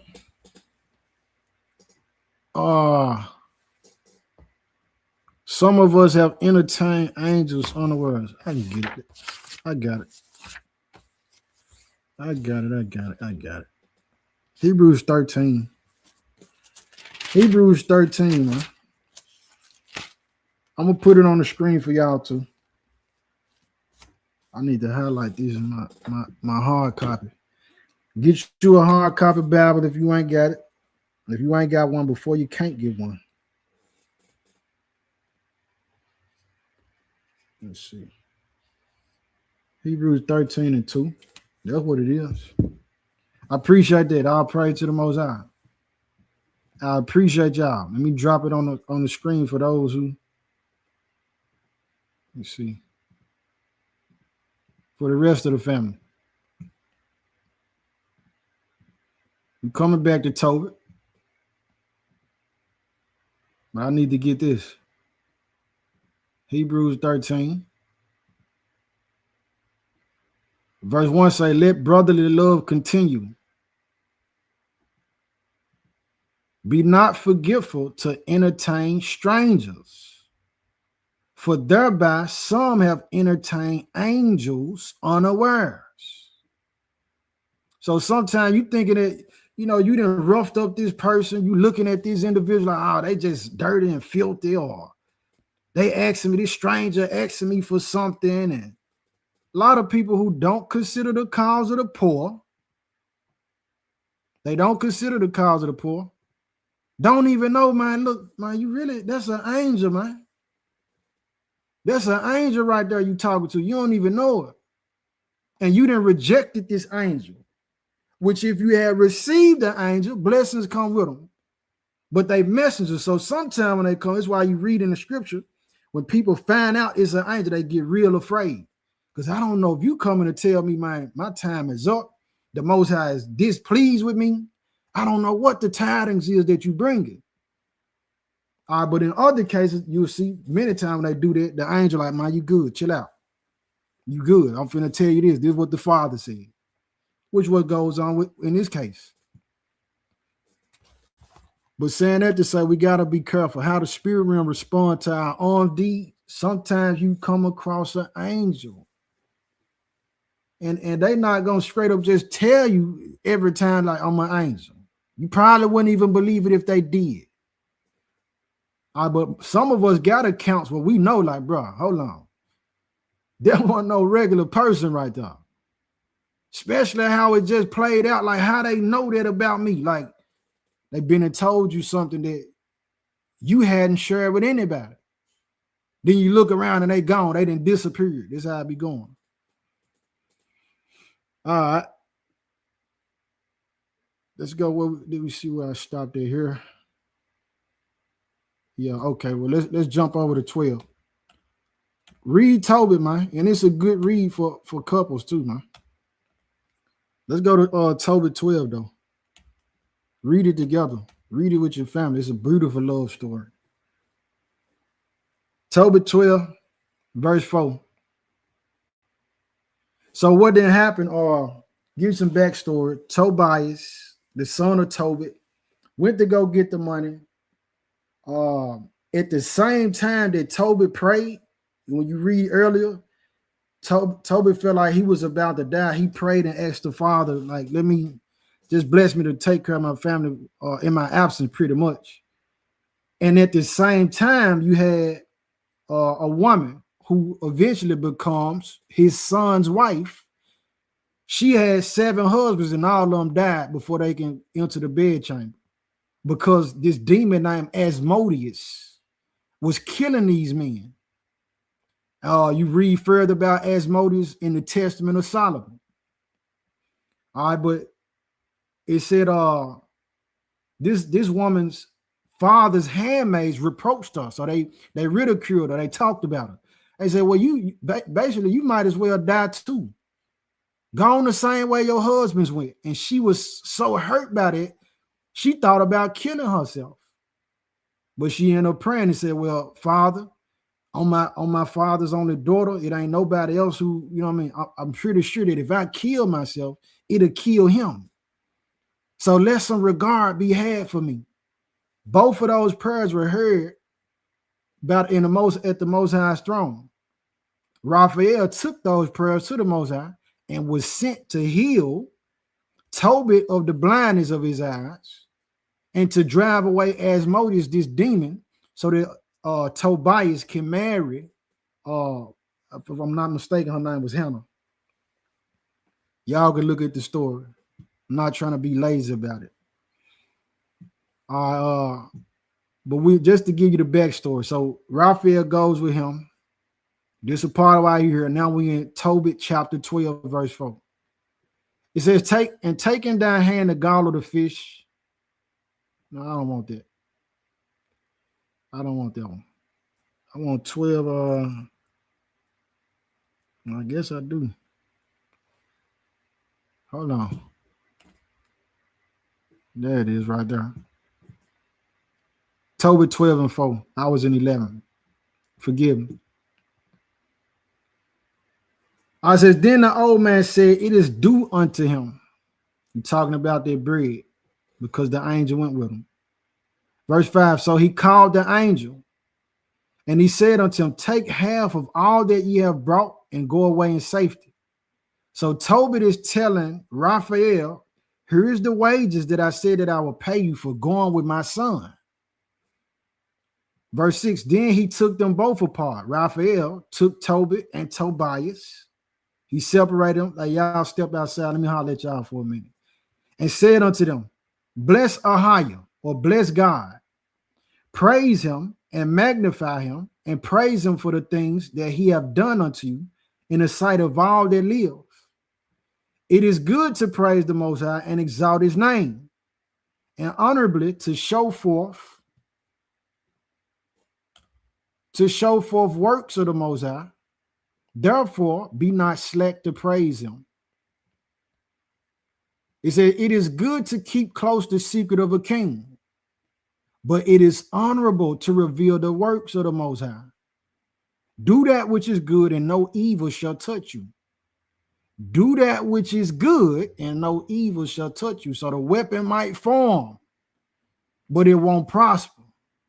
The weapons are formed so that the Most High can show you what he delivered you from. All right, verse 8 said, prayer is good with fasting. Here go the compound, and I talked about this before. Here go how you compound some blessings. Say prayer, that's the first thing, is good with fasting. There's two things. And alms, there's three things. And righteousness, there's four things, man. You want to compound, you want them blessings, you want to get the attention of the Most High. Prayer with fasting, with alms deeds, and righteousness. It says a little with righteousness is better than much with unrighteousness. It is better to give alms than to lay up gold. So now we hear because you got an actual angel telling these men, like, bro, this is the benefit of doing alms. This is the benefit of good deeds. This is a messenger, that an archangel, this Raphael, man. So what he talking about is 100% accurate. He know what he talking about. He commissioned from the heavenly Father, the chief of the Godhead. He ain't gonna transgress his commandment, man. Like Lucifer or Samael did. Verse 9 says, for alms doth deliver from death, and shall purge away all sin. This is why it's good to give. Because those works of charity, they do cover sin, a multitude of sin. You get the wiping out transgression that you didn't committed. The Most High say, you know what, I like what he did. I like what she did there. Because of that, I'm going to erase all this right here. It says, those that exercise alms and righteousness shall be filled with life. Most High prolong our days for that, man. It says, but they that sin are enemies to their own life, transgressing his commandment. Surely I will keep close nothing from you. For I said it was good to keep close the secret of a king, but that it was honorable to reveal the works of the Most High God. Verse 12, now therefore, when thou didst pray, and Sarah thy daughter-in-law, I did bring the remembrance of your prayers before the Holy One. Okay, her name's Sarah. So Tobit, his son is Tobias. Sarah's mother is Hannah. That's where I got that name from. But look at it again. It says, now therefore, when thou didst pray, and Sarah thy daughter-in-law, I did bring the remembrance of your prayers before the Holy One. Don't we want to get them prayers right there to the throne? This is how the spirit realm responds to those good deeds, man. It's because you've been doing that. I'm going to list. I got you. I got you. You deserve this reward. It says, and when thou didst bury the dead, I was with thee likewise. These angels, they see us, they watching, they report, man. Said the eyes of the Most High go to and fro throughout all the earth. We're going to get more. I'm going to show you exactly what he's talking about him being with them. And that we got angels that watch us and be with us every day when we go into that third Baruch.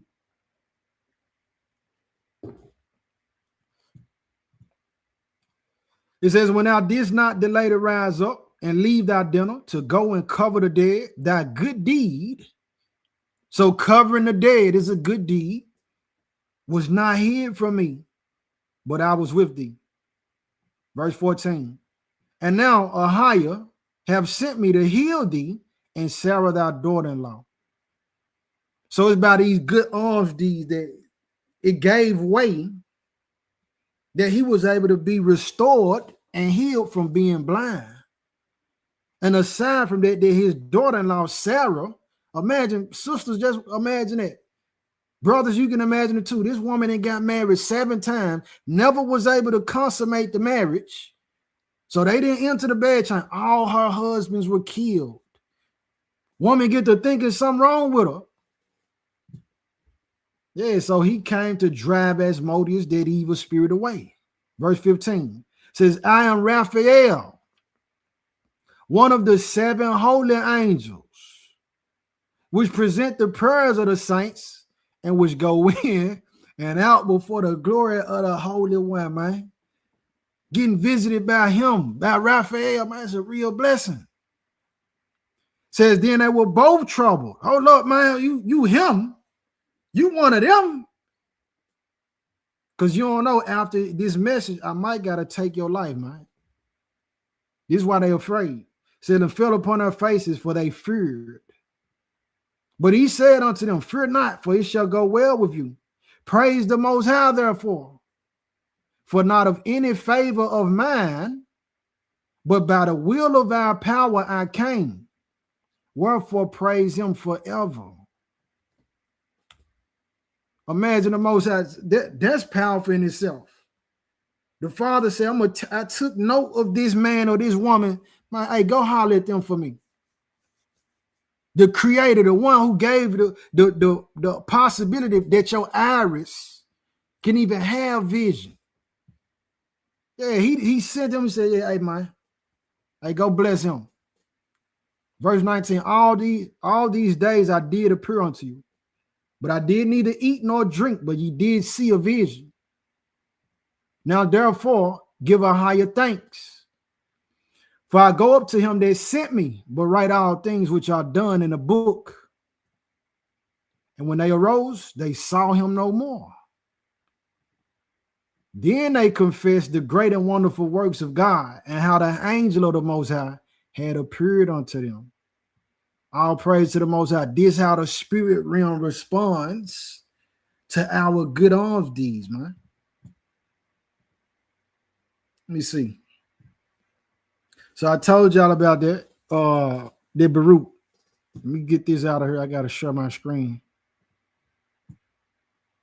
Share my screen again.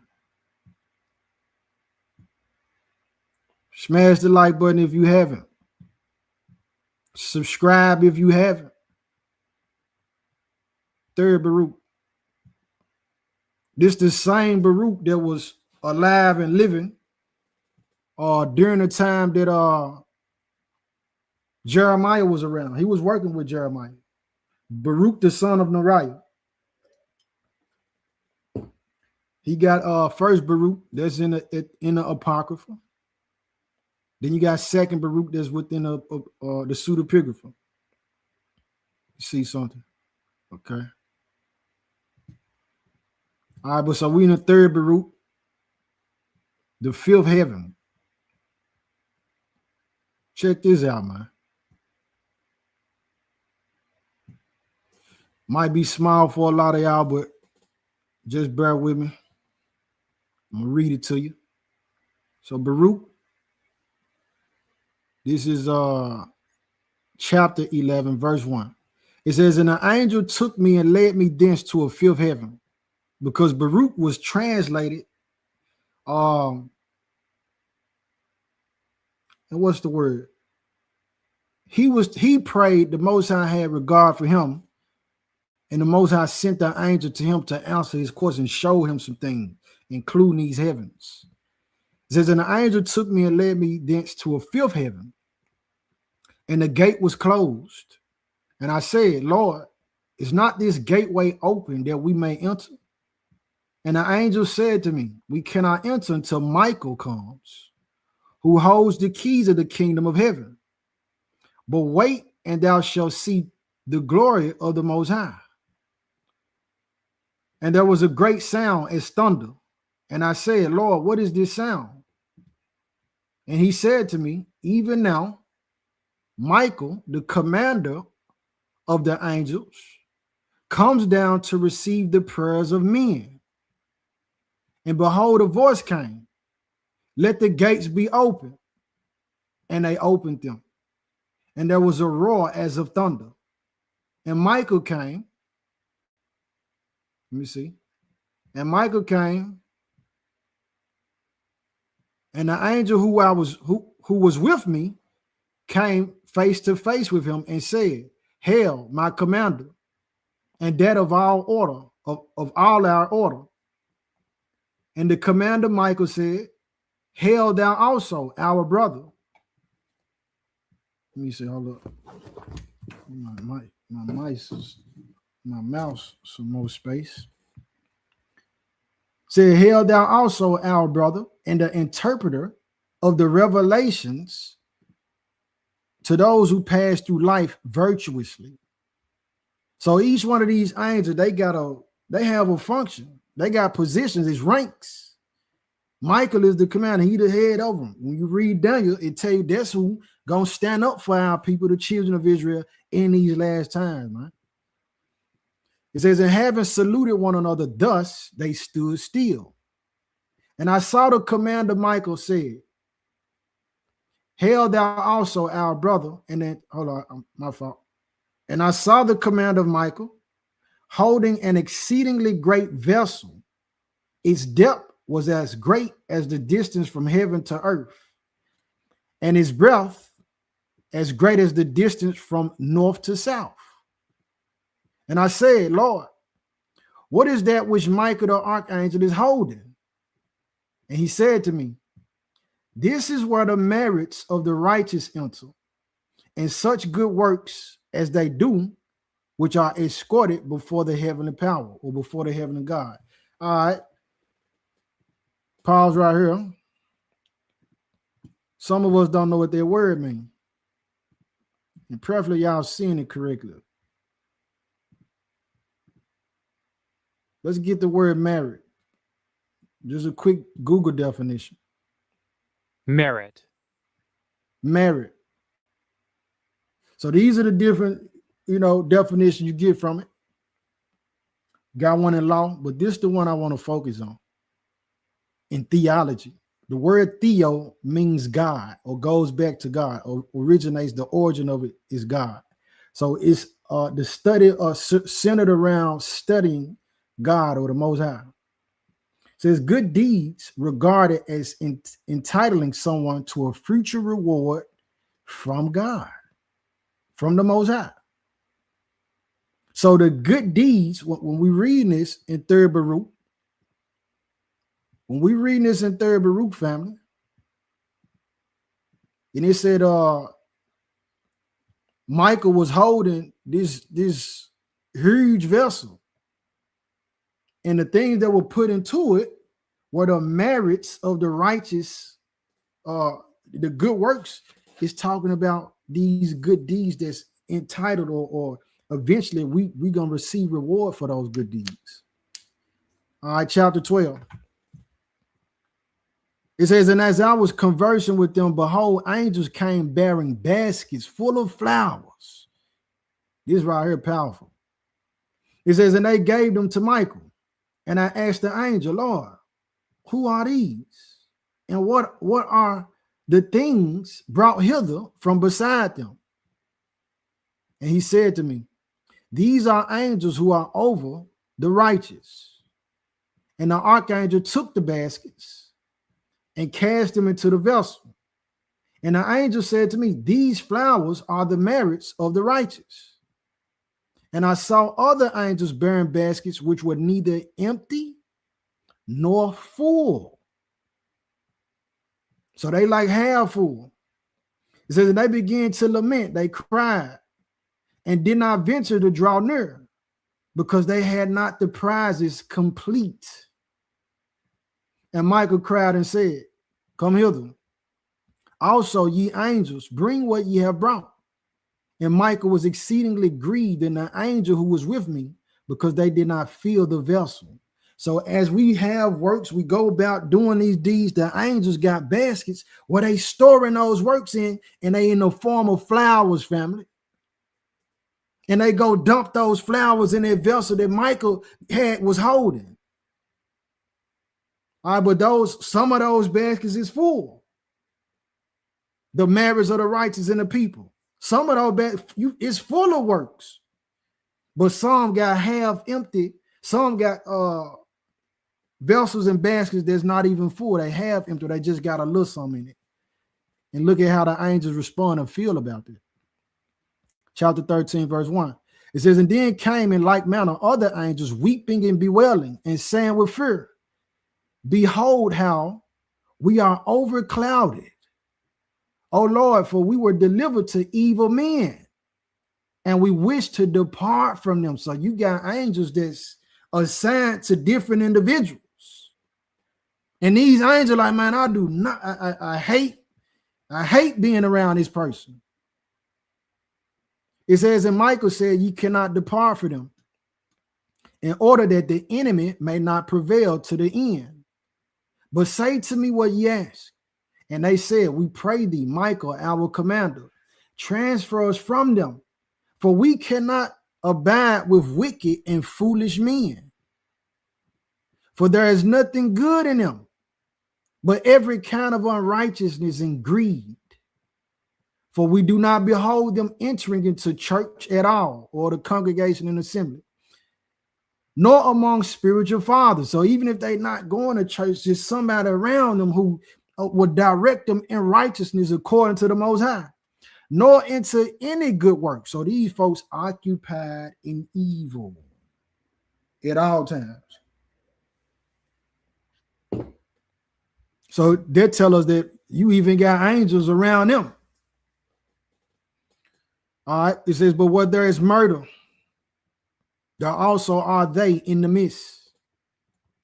And where are fornications, adulteries, thefts, slanders, perjuries, jealousies, drunkenness, strife, envy, murmurings or complaining, whispering, backbiting, idolatry. A lot of people engaged in idolatry just then with Christmas and all these other holidays and these pagan practices. Divination. So there go your tarot cards and your psychic readings, horoscopes and all that, being mediums for demons. It says, and such like. Then are they workers of such works, and others worse. Wherefore we entreat that we may depart from them. And Michael said to the angels, wait till I learn from the Most High what shall come to pass. So when you see it earlier, Baruch is referring to the angel that's guided him as Lord, and they call him Michael Lord. This is not them being referred to as the Most High. This is a title for them in regards that might look, you some greater than I am. Chapter 14:1 says, and in that very hour Michael departed, and the doors were closed, and there was a sound as thunder. And I asked the angel, what is the sound? And he said to me, Michael is even now presenting the merits of men to the Most High God. Chapter 15, verse 1. And in that very hour Michael descended, and the gate was open, and he brought oil. And as for the angels which brought, check this out. Mine, all praise to the Most High. Check this out. Said Michael brought oil. Don't it tell us keep that oil in our lamps? So that oil, when we're reading about it, this got a lot to do with it. Says, and as for the angels which brought the baskets which were full, he filled them with oil, saying, take it away, reward our friends an hundredfold, and those who have laboriously wrought good works. For those who sow virtuously also reap virtuously. And he said also to those bringing the half empty baskets, come hither ye also, take away the reward according as ye brought, and deliver it to the sons of men. Then he said also to those who brought the full, and to those who brought the half empty baskets, go and bless our friends, and say to them that thus saith the Lord, ye are faithful over few things, I will set you over many things. Enter into the joy of your Lord. That's the report we want at the end, man. Or chapter 16:1. And turning, he said also to those who brought nothing. So you ain't got no good deeds. You ain't got no marriage. This was going on in the spirit realm when we doing good deeds or not, man. Says, thus saith the Lord, be not sad of countenance, and weep not, nor let the sons of men alone. Don't leave them. Don't abandon them. Most High so good. He said, even though they doing evil, I'm still not going to just let Satan just have his complete way with them. But since they anger me in their works, go and make them envious and angry and provoked against a people that is no people, a people that has no understanding. Further, besides these, send forth the caterpillar and the unwinged locust and the mildew and the common locust, and hail with lightnings and anger, and punish them severely with the sword and with death, and their children with demons. And somebody might say, hold on, why he doing all that? Here you go. For they did not hearken to my voice, nor did they observe my commandments, nor do them, but were despisers of my commandments, and insolent towards the priests who proclaimed my words to them. These folks was against the Most High. That's what you get. Everybody get a reward, man. Everybody gets a reward.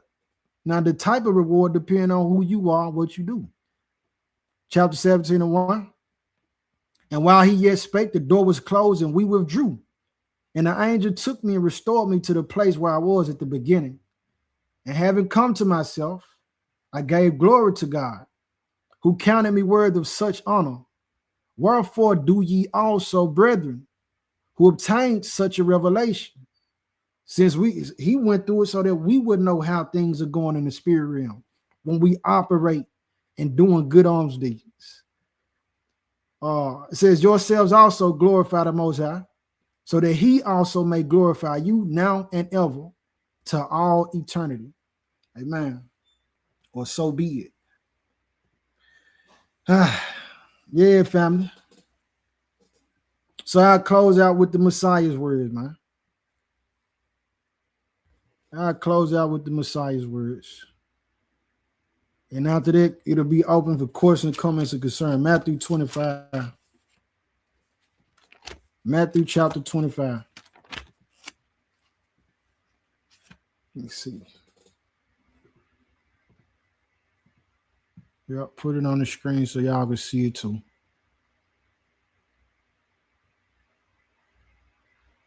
Get the blood out of my hands. Matthew 25. Let's go to 31. All right. It says, when the Son of Man shall come in his glory, and all the holy angels with him, then shall he sit upon the throne of his glory. And before him shall be gathered all nations, and he shall separate them one from another, as a shepherd divided his sheep from the goats. So all these people around saying that they the goats, not understanding spiritually, you really claiming to be evil and against the Most High. No, I ain't no ghost, man. I run with the sheep, and in any case, we hybrids because we part lion. Verse 33 says, and he shall set the sheep on his right hand, but the goats on the left. Then shall the king say unto them on his right hand, come, ye blessed of my Father, inherit the kingdom prepared for you from the foundation of the world. Check this out. Here go the arms. For I was an hungered, and ye gave me meat. I was thirsty, and ye gave me drink. I was a stranger, and ye took me in. You lodged me. I ain't had nowhere to go. You brought me into your house.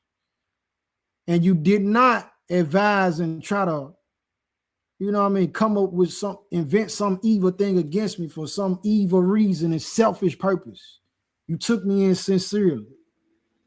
It says, naked and ye clothed me. I was sick and ye visited me. I was in prison and ye came unto me. Yeah. Then shall the righteous answer him, saying, Lord, when saw we thee hungered and fed thee, or thirsty and gave thee drink? When saw we you a stranger and took you in, or naked and clothed you? Or when saw we thee sick or in prison and came unto thee? Here we go. And the king shall answer and say unto them, verily I say unto you, inasmuch as ye have done it unto one of the least of these, my brethren, ye have done it unto me. So when we performing these good works and these deeds with wisdom and sincerity and love, considering the cause of the poor, keeping in mind we might be entertaining angels, all this, the Most High seeing it, lending to the Lord like he told us in Proverbs. This is what it's telling them. When we do that, loving our neighbor as ourselves, yeah, man, it's like we did it unto him, to the Messiah. They come with a reward and benefits. 41 says, then shall he say also unto them on the left hand, depart from me, ye cursed. This is the ghost now. Into everlasting fire, prepared for the devil and his angels. Depart from me, ye cursed. This is what's going to happen to all the goats. Into everlasting fire, prepared for the devil and his angels. For I was in hunger, and ye gave me no meat. I was thirsty, and ye gave me no drink. I was a stranger, and you took me not in. Naked, and you clothed me not. Sick and in prison, and you visited me not. You ain't come see me, man. You ain't come see me in a hospital. You didn't go visit your loved one. And it ain't to say you got some who don't deserve to be visited.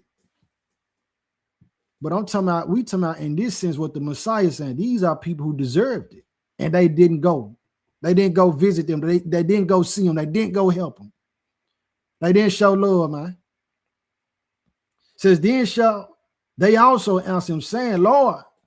So they recognize that he the master too. When saw we then hunger or thirst or a stranger or naked or sick or in prison and did not minister unto thee? Remember what Hebrews 6 and 10 told us? The Most High is not unrighteous to forget your good works, seeing that you minister to the saints and you do minister. Says, then shall he answer them, saying, verily I say unto you, inasmuch as ye did it not to one of the least of these, ye did it not to me. And they shall go away into everlasting punishment, but the righteous into life eternal. All praises to the Most High, man. Yeah, so how the spirit realm responds to our good deeds, man. Questions, comments, concern before we close out. If you didn't hung in there this whole time, I'll pray to the Most High, bless you and your family. Let me see. Yes, indeed, on IG, consecrated Ivory says, give not begrudgingly, but be a cheerful giver. That's right. Keanu, I appreciate them prayer that you sending up for me in the house, man. May the Most High do more, the same and even more for you. Yes, indeed. Peace and blessing to everybody who tune in. Everybody will tune in later. Catch it at a later time. I pray the word was edifying. I pray it blessed you.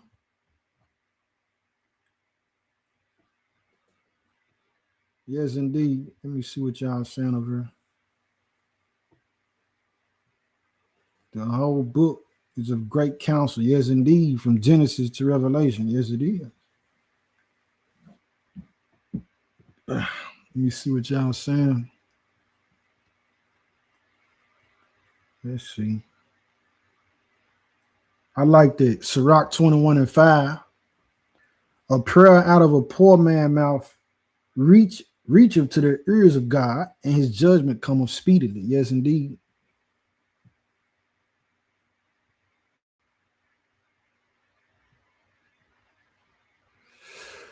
Let me see. Yes, indeed, man. Give as much as you can. Just give in wisdom. That's a part of the message too.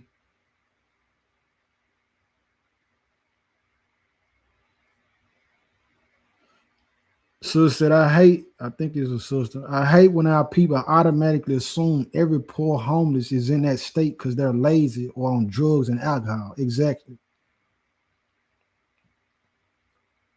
The True Children 12. My cash out. You should be able to hit this hit that QR code right there.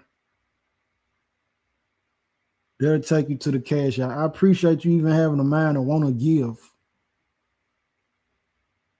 Yo, but anybody who wanting to donate, the QR code, if you see it in the corner up top, just hit that QR code.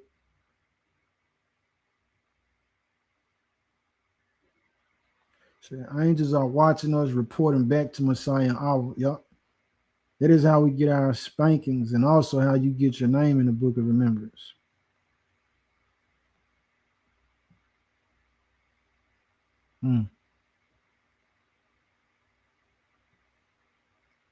Yes, indeed. We pray our children follow lead. Peace and blessing to the whole chat, man.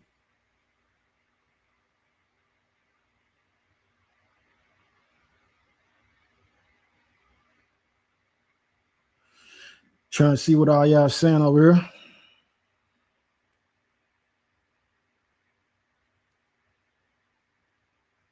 Oh man, praise the Most High. Hakeem said one of my brothers looked into that fish gall thing, and it's a common practice over in Asia. More verification of the word. All praise to the Most High.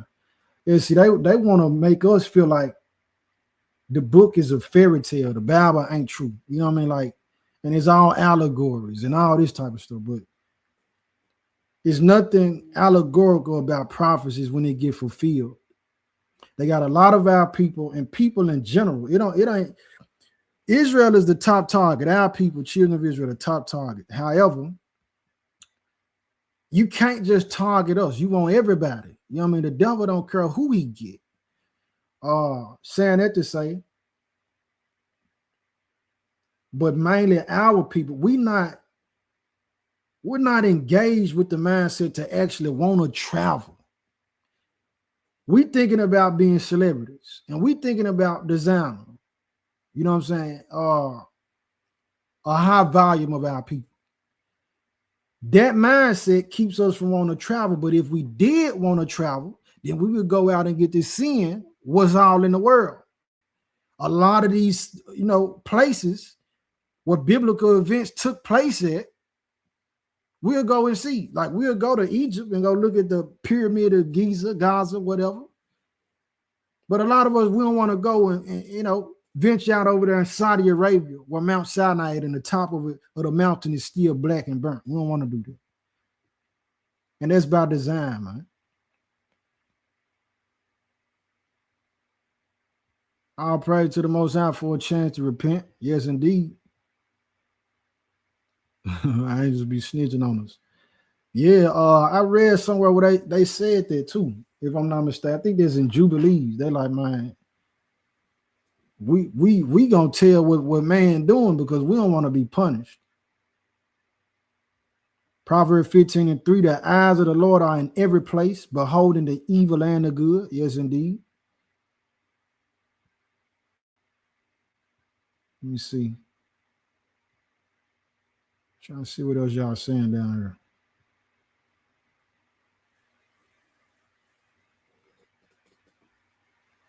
Yes, indeed. He don't care who you is. Long he just want a soul. He just wants somebody. He just wants somebody to go to the lake of fire with him. Let me see. Maybe you couldn't click that QR code. I'm gonna drop it. I'm gonna drop it in the chat for you. Let me go here.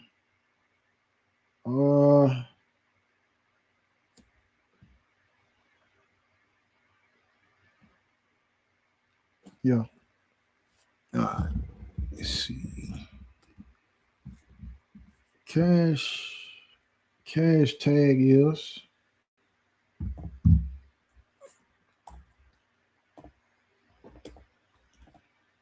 everything kosher.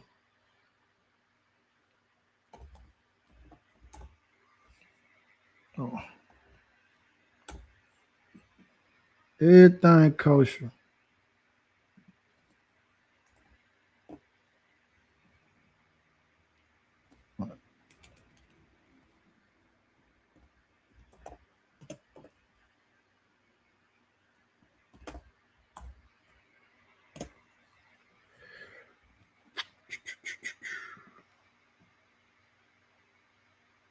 There we go. All praise to the Most High, man. Anything that I do that you feel appreciative of or help in any kind, man, it's never me, it's always him. If it's ever me, man, it ain't gonna be something good, man. I'm gonna mess it up every time. See what y'all saying about IG. If you commenting over Facebook, I'm sorry. I can't see your comments.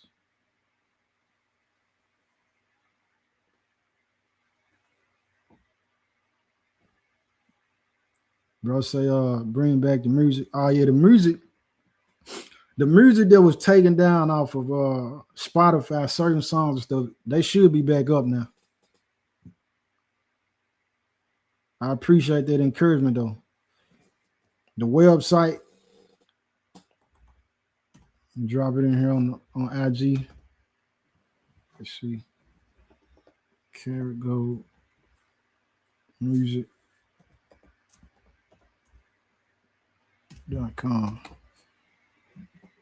Excuse me.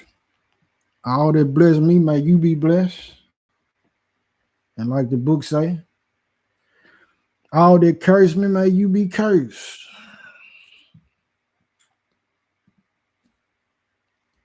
I ain't seeing no other questions, comments, or concerns, man. So I'm finna get ready to log out, fam. Hey, Hakeem, I'm thankful for you and the family too, man. Bless y'all. May the Most High keep y'all. May the Most High keep us. You know, in these times, man, may his shield and protection be over us.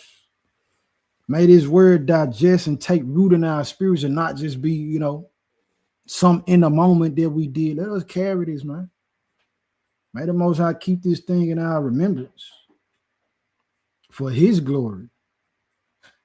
Yeah, man. So how the spirit realm responds to our good deeds. If you ever had a good deed or armed deed towards me, I can't repay you enough, man. And some of y'all know, some of y'all definitely know. I tell you how the nation responded when I cried out for my sister. I still be praying for y'all. Still thankful for that. Most I keep y'all. Bless y'all. May Satan be bound.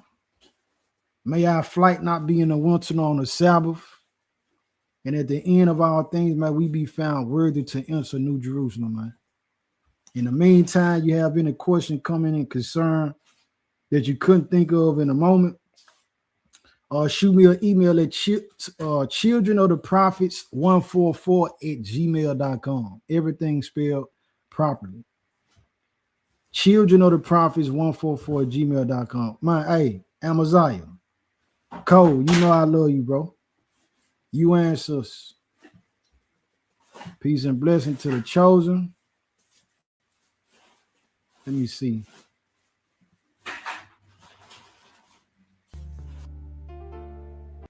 And we're closing back out with that one. We closing back out with this one, big bro. It's like the jump sound. It sounds like it's low on my end.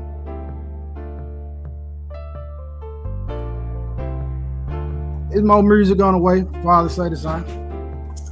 Hey, easy. The Water album.